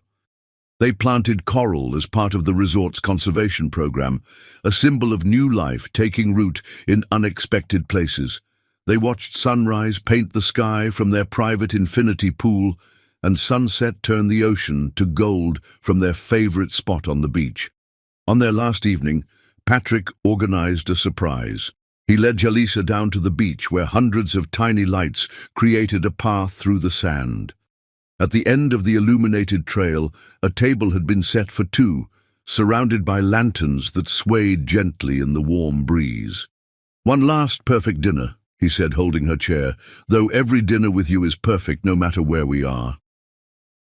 Over dishes that incorporated all their favorite discoveries from their stay, they talked about returning home, about the life they would continue building together, about the dreams they would chase, about the love that had bloomed so unexpectedly from an arranged marriage. "I want you to know," Patrick said as they shared a dessert of caramelized banana with coconut ice cream, "that this isn't just a honeymoon for me. This is a promise that our life together will always have this much joy, this much discovery, this much love." Jalisa reached across the table to take his hand. "Victoria used to tell me that love like this didn't exist, that it was just stories in books, that real marriages were about power and position." "Victoria," Patrick said firmly, "never experienced real love. She couldn't destroy your belief in it because she never understood it herself." Later, as they walked along the beach one last time, the stars reflecting in the calm water, Jalisa stopped to look out over the ocean. The warm breeze carried the scent of tropical flowers, and somewhere in the distance, a nightbird called. "I love you," she said simply. not because of arrangements or obligations or even gratitude. I love you because you're you, because you saw me when I was invisible, believed in me when I'd stopped believing in myself, and loved me until I remembered how to soar. Patrick's kiss tasted of freedom and future, of promises kept and dreams unleashed. In the Maldivian paradise, far from the shadows of their past, they had found something rare and precious, a love that transformed an arrangement into destiny, a business deal into a true marriage of hearts. As they walked back to their villa hand in hand, the moon casting their shadows long across the sand, both knew that this wasn't an ending. It was a beginning of adventures yet to come, of dreams yet to be dreamed, of a love that would continue to grow and deepen with each passing day. Their hearts, once bound by others' schemes, had been unleashed to fly together, free and strong and true. Chapter 9. Empire of Two. Together, they began reshaping Montgomery Industries into something revolutionary. Fresh from their honeymoon and stronger than ever in their partnership, Patrick and Jalisa approached the company's transformation with shared vision and complementary strengths. Patrick's business acumen, combined with Jalisa's fresh perspective, created something unprecedented in the corporate world. They launched initiatives supporting education for underprivileged youth, remembering their own struggles and triumphs. The Montgomery Foundation, under Jalisa's guidance, became a model for corporate philanthropy that other companies scrambled to emulate. One crisp autumn morning, they sat together in Patrick's office, reviewing plans for their latest project, a technology education center in an underserved neighborhood. "The local community leaders have some concerns about gentrification," Jalisa said, spreading out the feedback reports across Patrick's desk. "They want assurance that this will benefit existing residents, not push them out." Patrick nodded, studying the documents thoughtfully. "Valid concerns.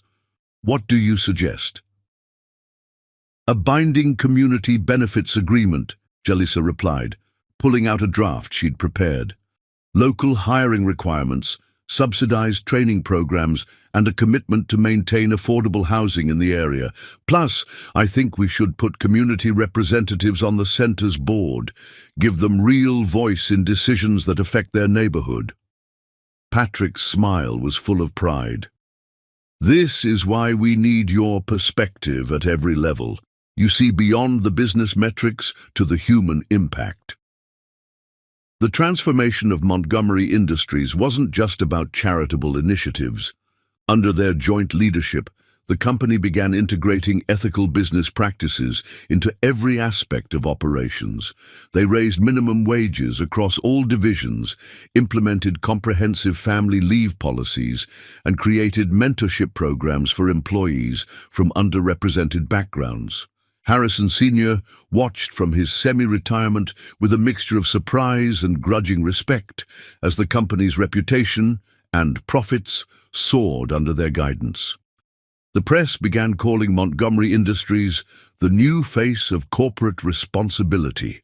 One evening, after a particularly successful board meeting where Jalisa had presented their latest quarterly results, Harrison Sr. lingered behind as the other directors filed out. "Mrs. Montgomery," he said, his voice carrying an unfamiliar note of humility. "A moment?"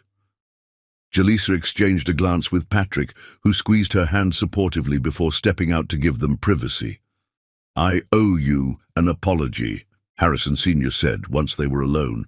"When I arranged your marriage to Patrick, I saw you as an asset to be acquired. A way to help James out of his financial troubles while gaining some positive press about diversity in our corporate family." Jalisa remained quiet, letting him continue. "I was wrong," he admitted. "Not just about you, but about what makes a suitable wife, a suitable leader. You've brought something to this company that money can't buy, genuine vision for positive change."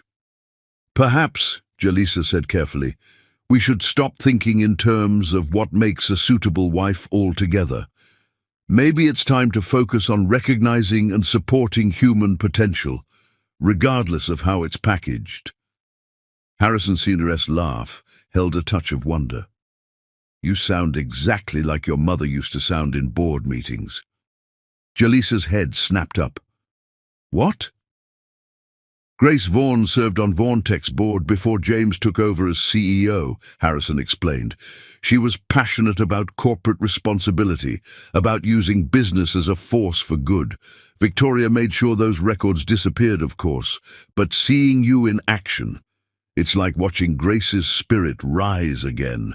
Tears pricked at Jaleesa's eyes as she absorbed this new piece of her mother's legacy. Patrick found her later in their private office, looking through old business journals she'd digitized. Found it, she said, as he entered, turning her tablet to show him a photograph. Grace Vaughan stood at a podium, addressing what appeared to be a shareholders' meeting. The caption read, Vaughn-Tech board member advocates for corporate social responsibility. She was amazing, Patrick said softly, studying the image, just like her daughter. Together, they continued building on Grace's legacy, pushing Montgomery Industries toward ever greater heights of ethical business practice. They launched a healthcare initiative that provided free medical care to underserved communities, naming the flagship clinic after Grace. Their partnership extended beyond the boardroom. Every evening, they made time to discuss their days, sharing challenges and celebrating victories. Patrick never failed to credit Jaleesa's contributions in public, making it clear that she was his equal in every way. One particularly challenging day, after dealing with resistance from old guard executives about their latest social initiative, they retreated to their favorite spot in the estate's gardens. Sometimes I wonder, Jaleesa admitted, if we're trying to change too much too fast. Patrick pulled her close, his arms strong and reassuring around her. Change is always met with resistance, but look at what we've already accomplished. The education centers are changing lives. The healthcare initiative is saving them. We're building something that matters. He was right. Their impact was evident in the thank you letters that poured in from scholarship recipients, in the success stories from their job training programs, in the improved lives of their employees and their families. Harrison Sr., watching his son and daughter-in-law reshape his company into something he'd never imagined, found himself learning new lessons at 73. Perhaps, he admitted to Patrick during a rare father-son lunch, I was wrong about what makes a suitable wife. You were wrong about a lot of things, Father, Patrick replied, his tone gentle but firm. But there's still time to learn. The old man nodded, looking out over the Manhattan skyline from their private dining room. She would have changed things anyway, you know, even without the arrangement. Talent like hers finds its way to the top eventually. Yes, Patrick agreed, thinking of his brilliant wife. But this way, we got to build something together, something bigger than either of us could have created alone. Their influence began extending beyond Montgomery Industries. Other companies sought their advice on ethical business practices. Universities invited them to speak about corporate responsibility. The press dubbed them the conscience of Wall Street, a title that made them both laugh but secretly pleased them. One evening, after a particularly impactful day where they'd announced a major expansion of their education initiative, they stood together on their office balcony. The sunset painted Manhattan in shades of gold and rose, a fitting backdrop for what they'd built together. Did you ever imagine this? Jaleesa asked, leaning back against Patrick's chest as they watched the city lights begin to twinkle. That night when you first walked into that bedroom at the estate? Patrick's arms tightened around her. No, he admitted. I imagined protecting you, giving you space to heal and grow. I never dreamed you'd become not just my wife, but my partner in everything, that together we'd build something this meaningful. Jaleesa turned in his embrace, reaching up to trace the beloved lines of his face. You gave me more than protection. You gave me the confidence to become who I was always meant to be." "You did that yourself," Patrick corrected gently. "I just had the privilege of watching you soar." Their kiss was sweet with the taste of shared triumph, of dreams realized and new ones taking shape. Below them, the city hummed with life, lives they were helping to improve, communities they were helping to strengthen, futures they were helping to building. They had created more than just a successful company. They had built an empire of positive change, a legacy of compassion and innovation that would outlast them both. And they had done it together, turning an arranged marriage into a partnership that transformed not just their own lives, but countless others.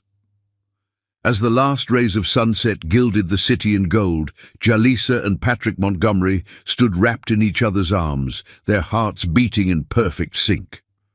They were more than husband and wife, more than business partners.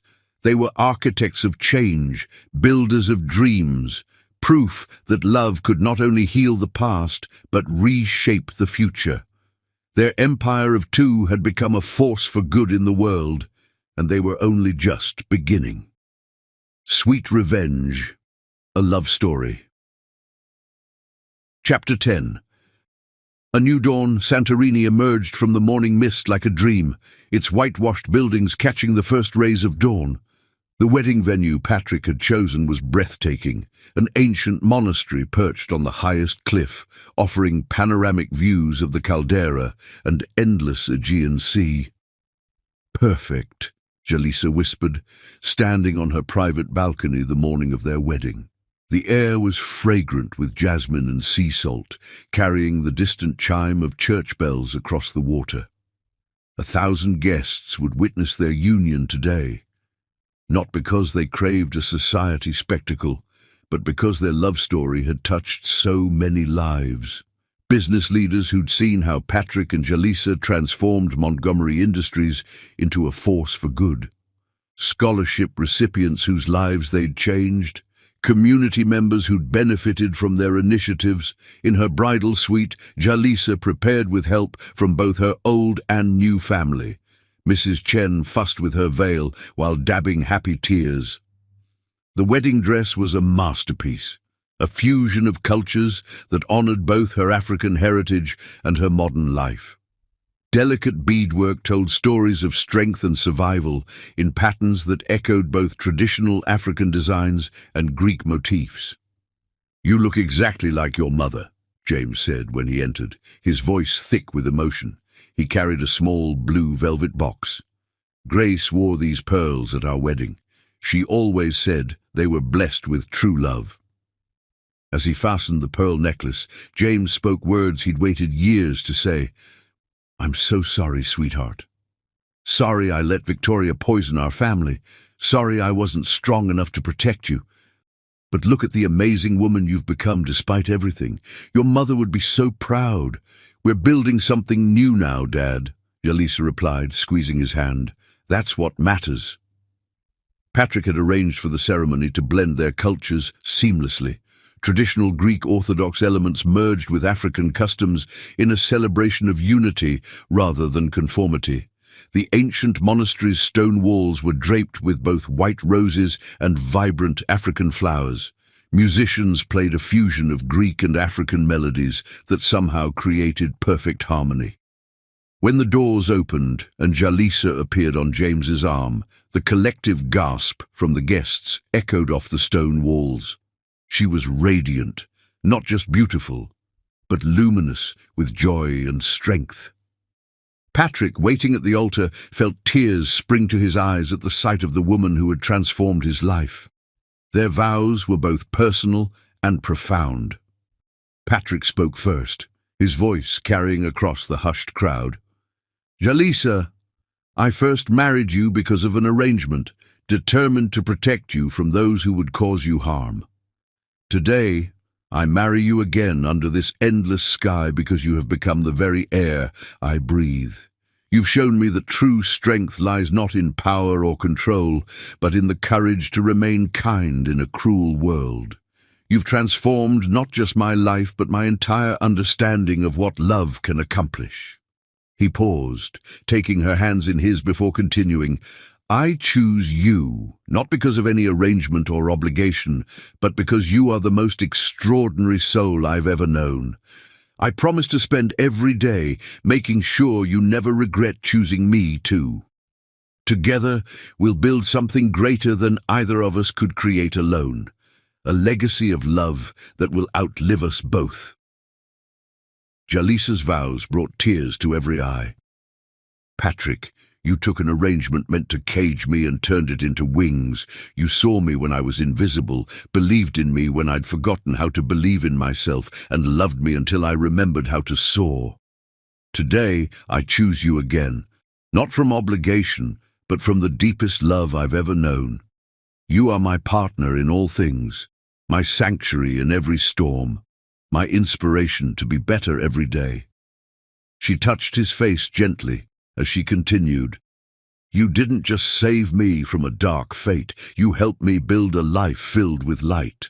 I promise to keep choosing you, keep growing with you, keep building our dreams together for all the days of our life. In you, I've found not just love, but the kind of partnership that can change the world. The ceremony incorporated meaningful elements from both their backgrounds. During the Greek Orthodox crowning ritual, where Stefana joined by ribbons symbolized their union, the priest spoke of how true marriage makes partners stronger together than apart. The African hand-fasting used kente cloth, whose patterns told stories of triumph over adversity. When Patrick kissed his bride, the applause shook the ancient stones. As if nature herself blessed their union, dolphins leapt in the waters below, and white doves soared overhead.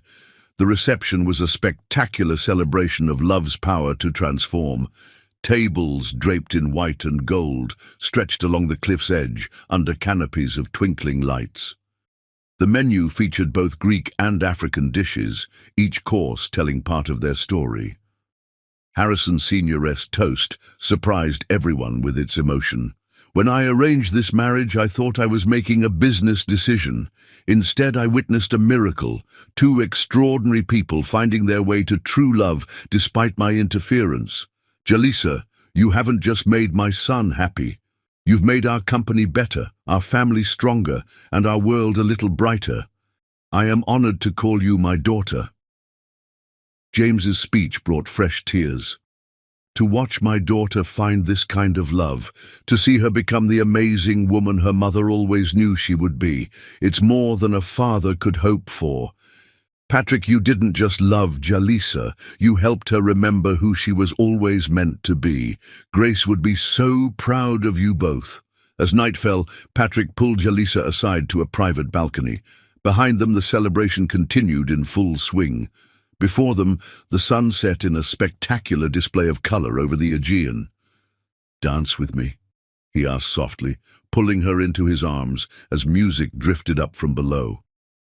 Always, she smiled, resting her head on his chest as they swayed together. I have something for you, Patrick said after a moment, producing a small velvet box. Inside was an ancient Greek coin fashioned into a pendant, surrounded by diamonds. The coin symbolizes Aphrodite, goddess of love and transformation.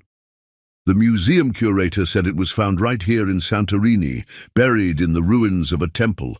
It survived earthquakes and volcanic eruptions, getting stronger and more precious with time. Like us, Jalisa whispered as he fastened it around her neck. Like us, he agreed. We started from an arrangement, but we've forged something unbreakable. Every challenge has only made our love stronger. Their kiss was sweet, with triumph and promise. Below them, the celebration continued, 1,000 witnesses to love's power to transform lives. Above them, stars began to appear in the deepening dusk. Happy? Patrick asked softly. More than I ever dreamed possible, Jalisa replied.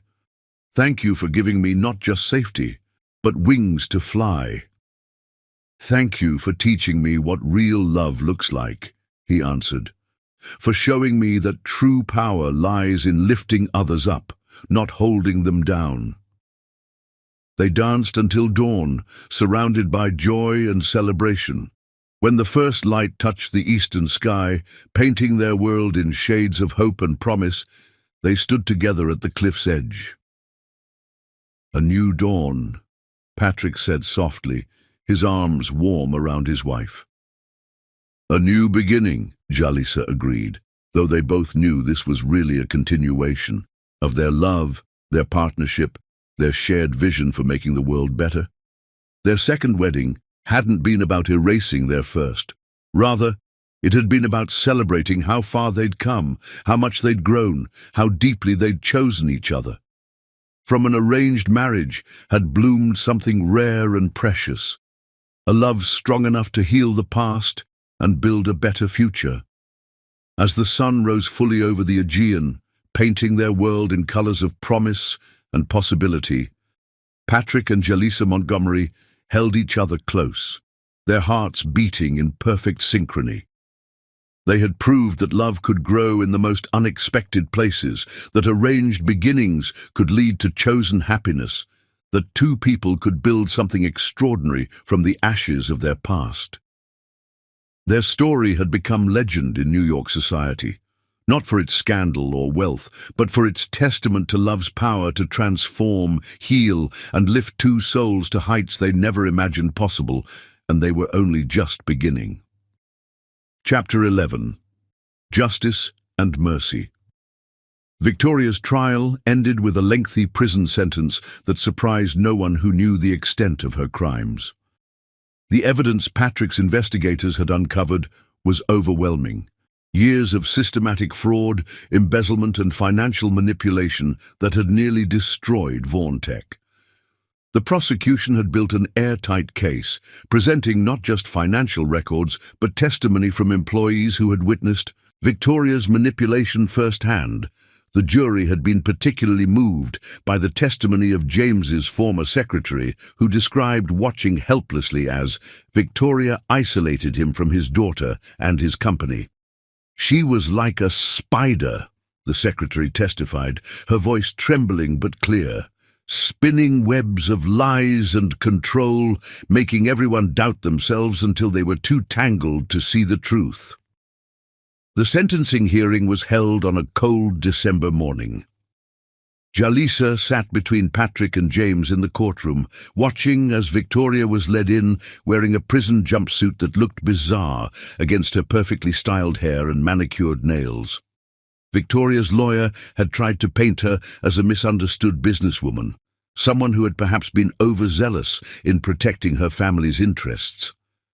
But the evidence told a different story, of calculated cruelty, of systematic theft, of a woman who had used grief and manipulation to build her own empire of control.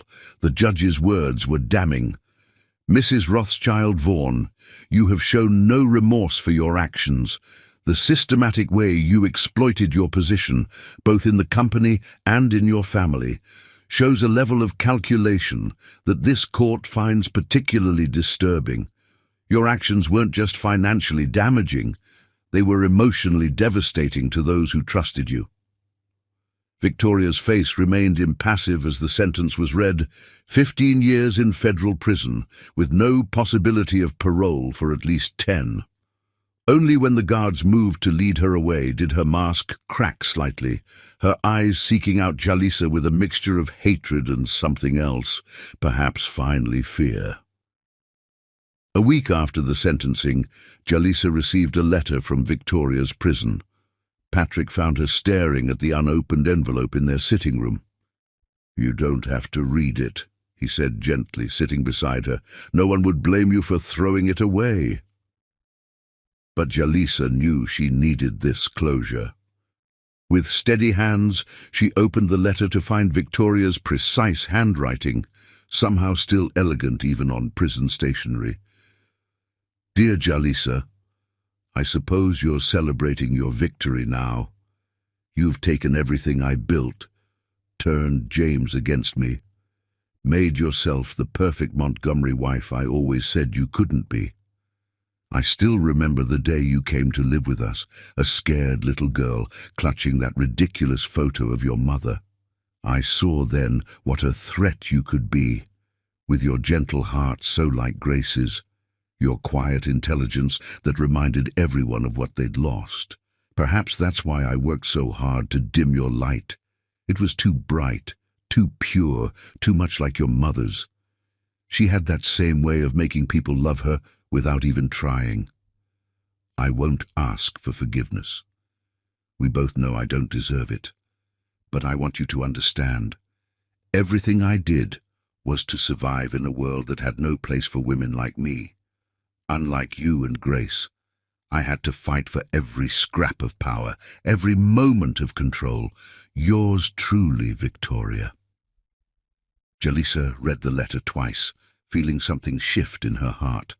The next day she made arrangements to visit Victoria in prison. Patrick insisted on driving her himself.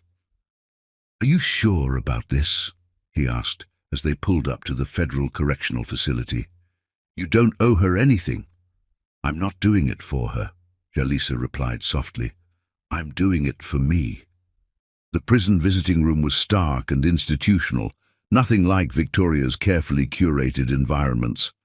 She sat at one of the metal tables, stripped of her designer clothes and social status, looking small and bitter in her standard-issue uniform. "Well," Victoria said as Jaleesa sat across from her, "come to gloat?" "No," Jaleesa replied calmly. "I came to forgive you." Victoria's carefully maintained composure cracked slightly. "What?" "I forgive you," Jaleesa repeated. "Not for you, but for me. I'm free now, from your manipulation, from your cruelty, from the cage you tried to build around my heart. Holding on to anger would only keep me connected to that cage."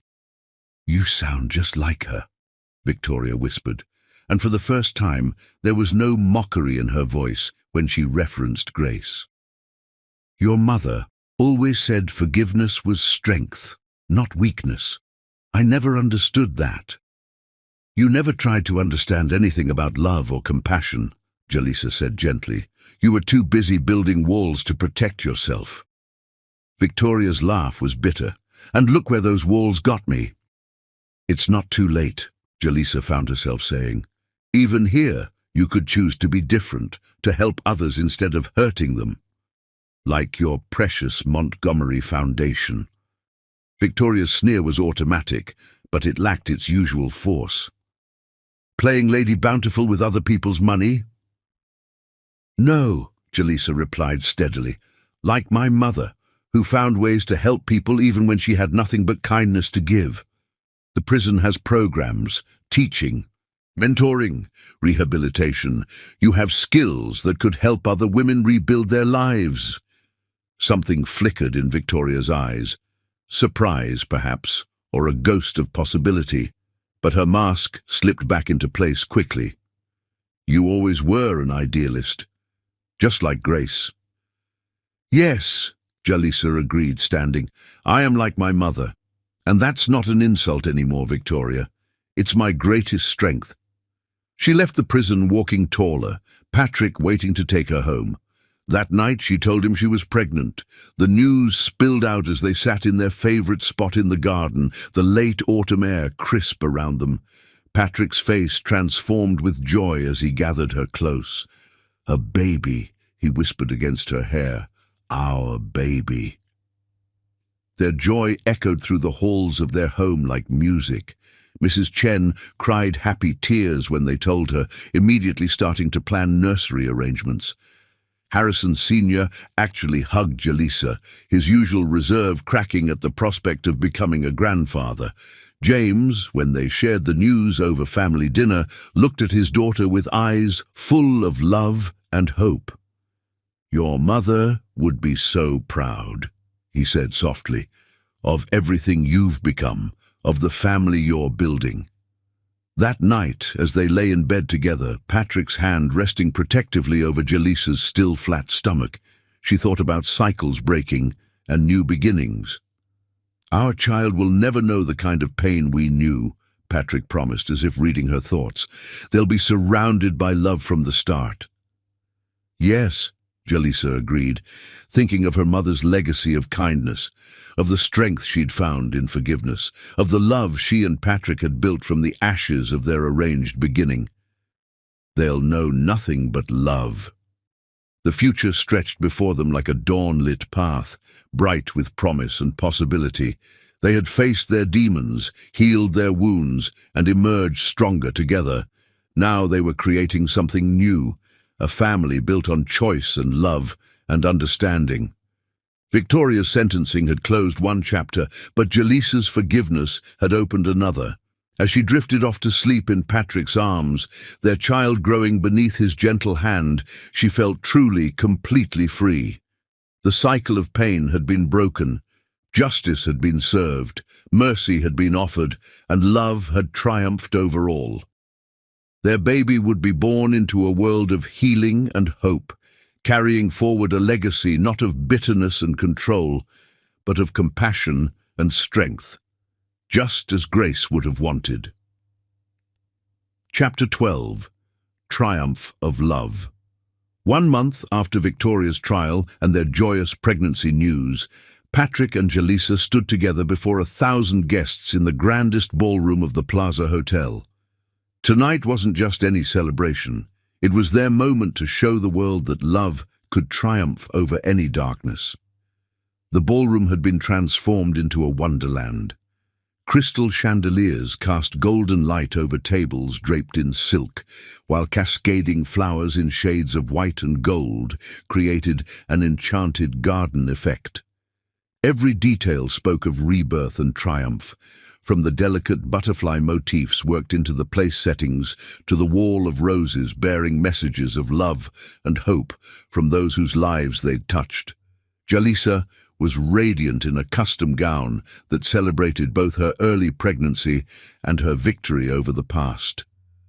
The designer had created something magnificent, flowing ivory silk that made her look like a goddess of victory, with subtle beading that caught the light like stars. "Ready?" Patrick asked softly, squeezing her hand as they prepared to make their entrance. "With you?" "Always," she replied, touching the new locket he'd given her that morning, one side holding her mother's picture, the other their first ultrasound image. The doors opened, and they entered to thunderous applause. The guest list read like a who's who of New York society, but more importantly, it included people whose lives they'd touched. Scholarship recipients, employees, families they'd helped through their foundation work. Patrick's voice carried clearly as they took the stage. "Many of you were at that charity gala months ago when the truth about Victoria came to light. Tonight, we're here to celebrate not just justice being served, but love triumphing over hatred, truth defeating lies, and light overcoming darkness." Jalisa stepped forward, her voice strong and clear. "A year ago, I stood in a courthouse, entering an arranged marriage I thought would be my prison. Instead, it became the beginning of the greatest love story I could imagine. Tonight, as we celebrate not just our love, but the child we're expecting, I want to announce something special." Together, they unveiled their surprise. Plans for the Grace Vaughan Memorial Hospital, a state-of-the-art facility that would provide care to underprivileged children. The architectural renderings showed a beautiful building designed to heal not just bodies, but spirits. "My mother," Jalisa continued, her hand resting on her small baby bump, "taught me that true strength lies in kindness. This hospital will be her legacy, and the world our child will inherit." James stood to make his own announcement, his voice steady and strong. "In honor of my late wife Grace and my coming grandchild, I am dedicating Vaughan Tech's entire medical technology division to supporting this initiative. It's time to honor Grace's memory the way she would have wanted, by helping others." Even Harrison Sr. had a surprise. The man who had once arranged their marriage for business purposes now stood with tears in his eyes.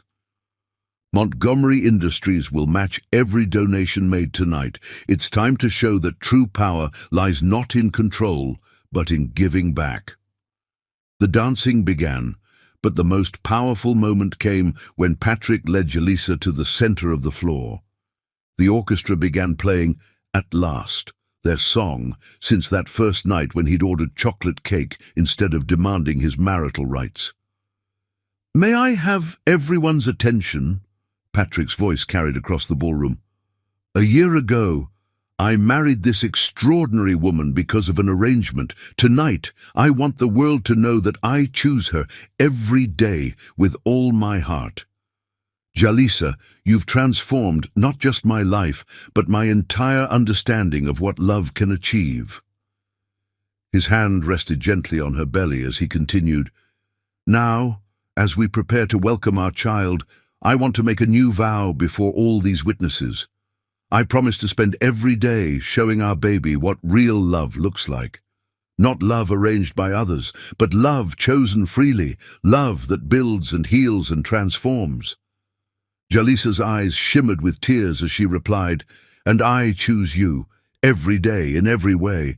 Our child will grow up knowing that true strength lies not in power or control, but in the courage to love without limits." Their kiss drew applause that shook the crystal chandeliers.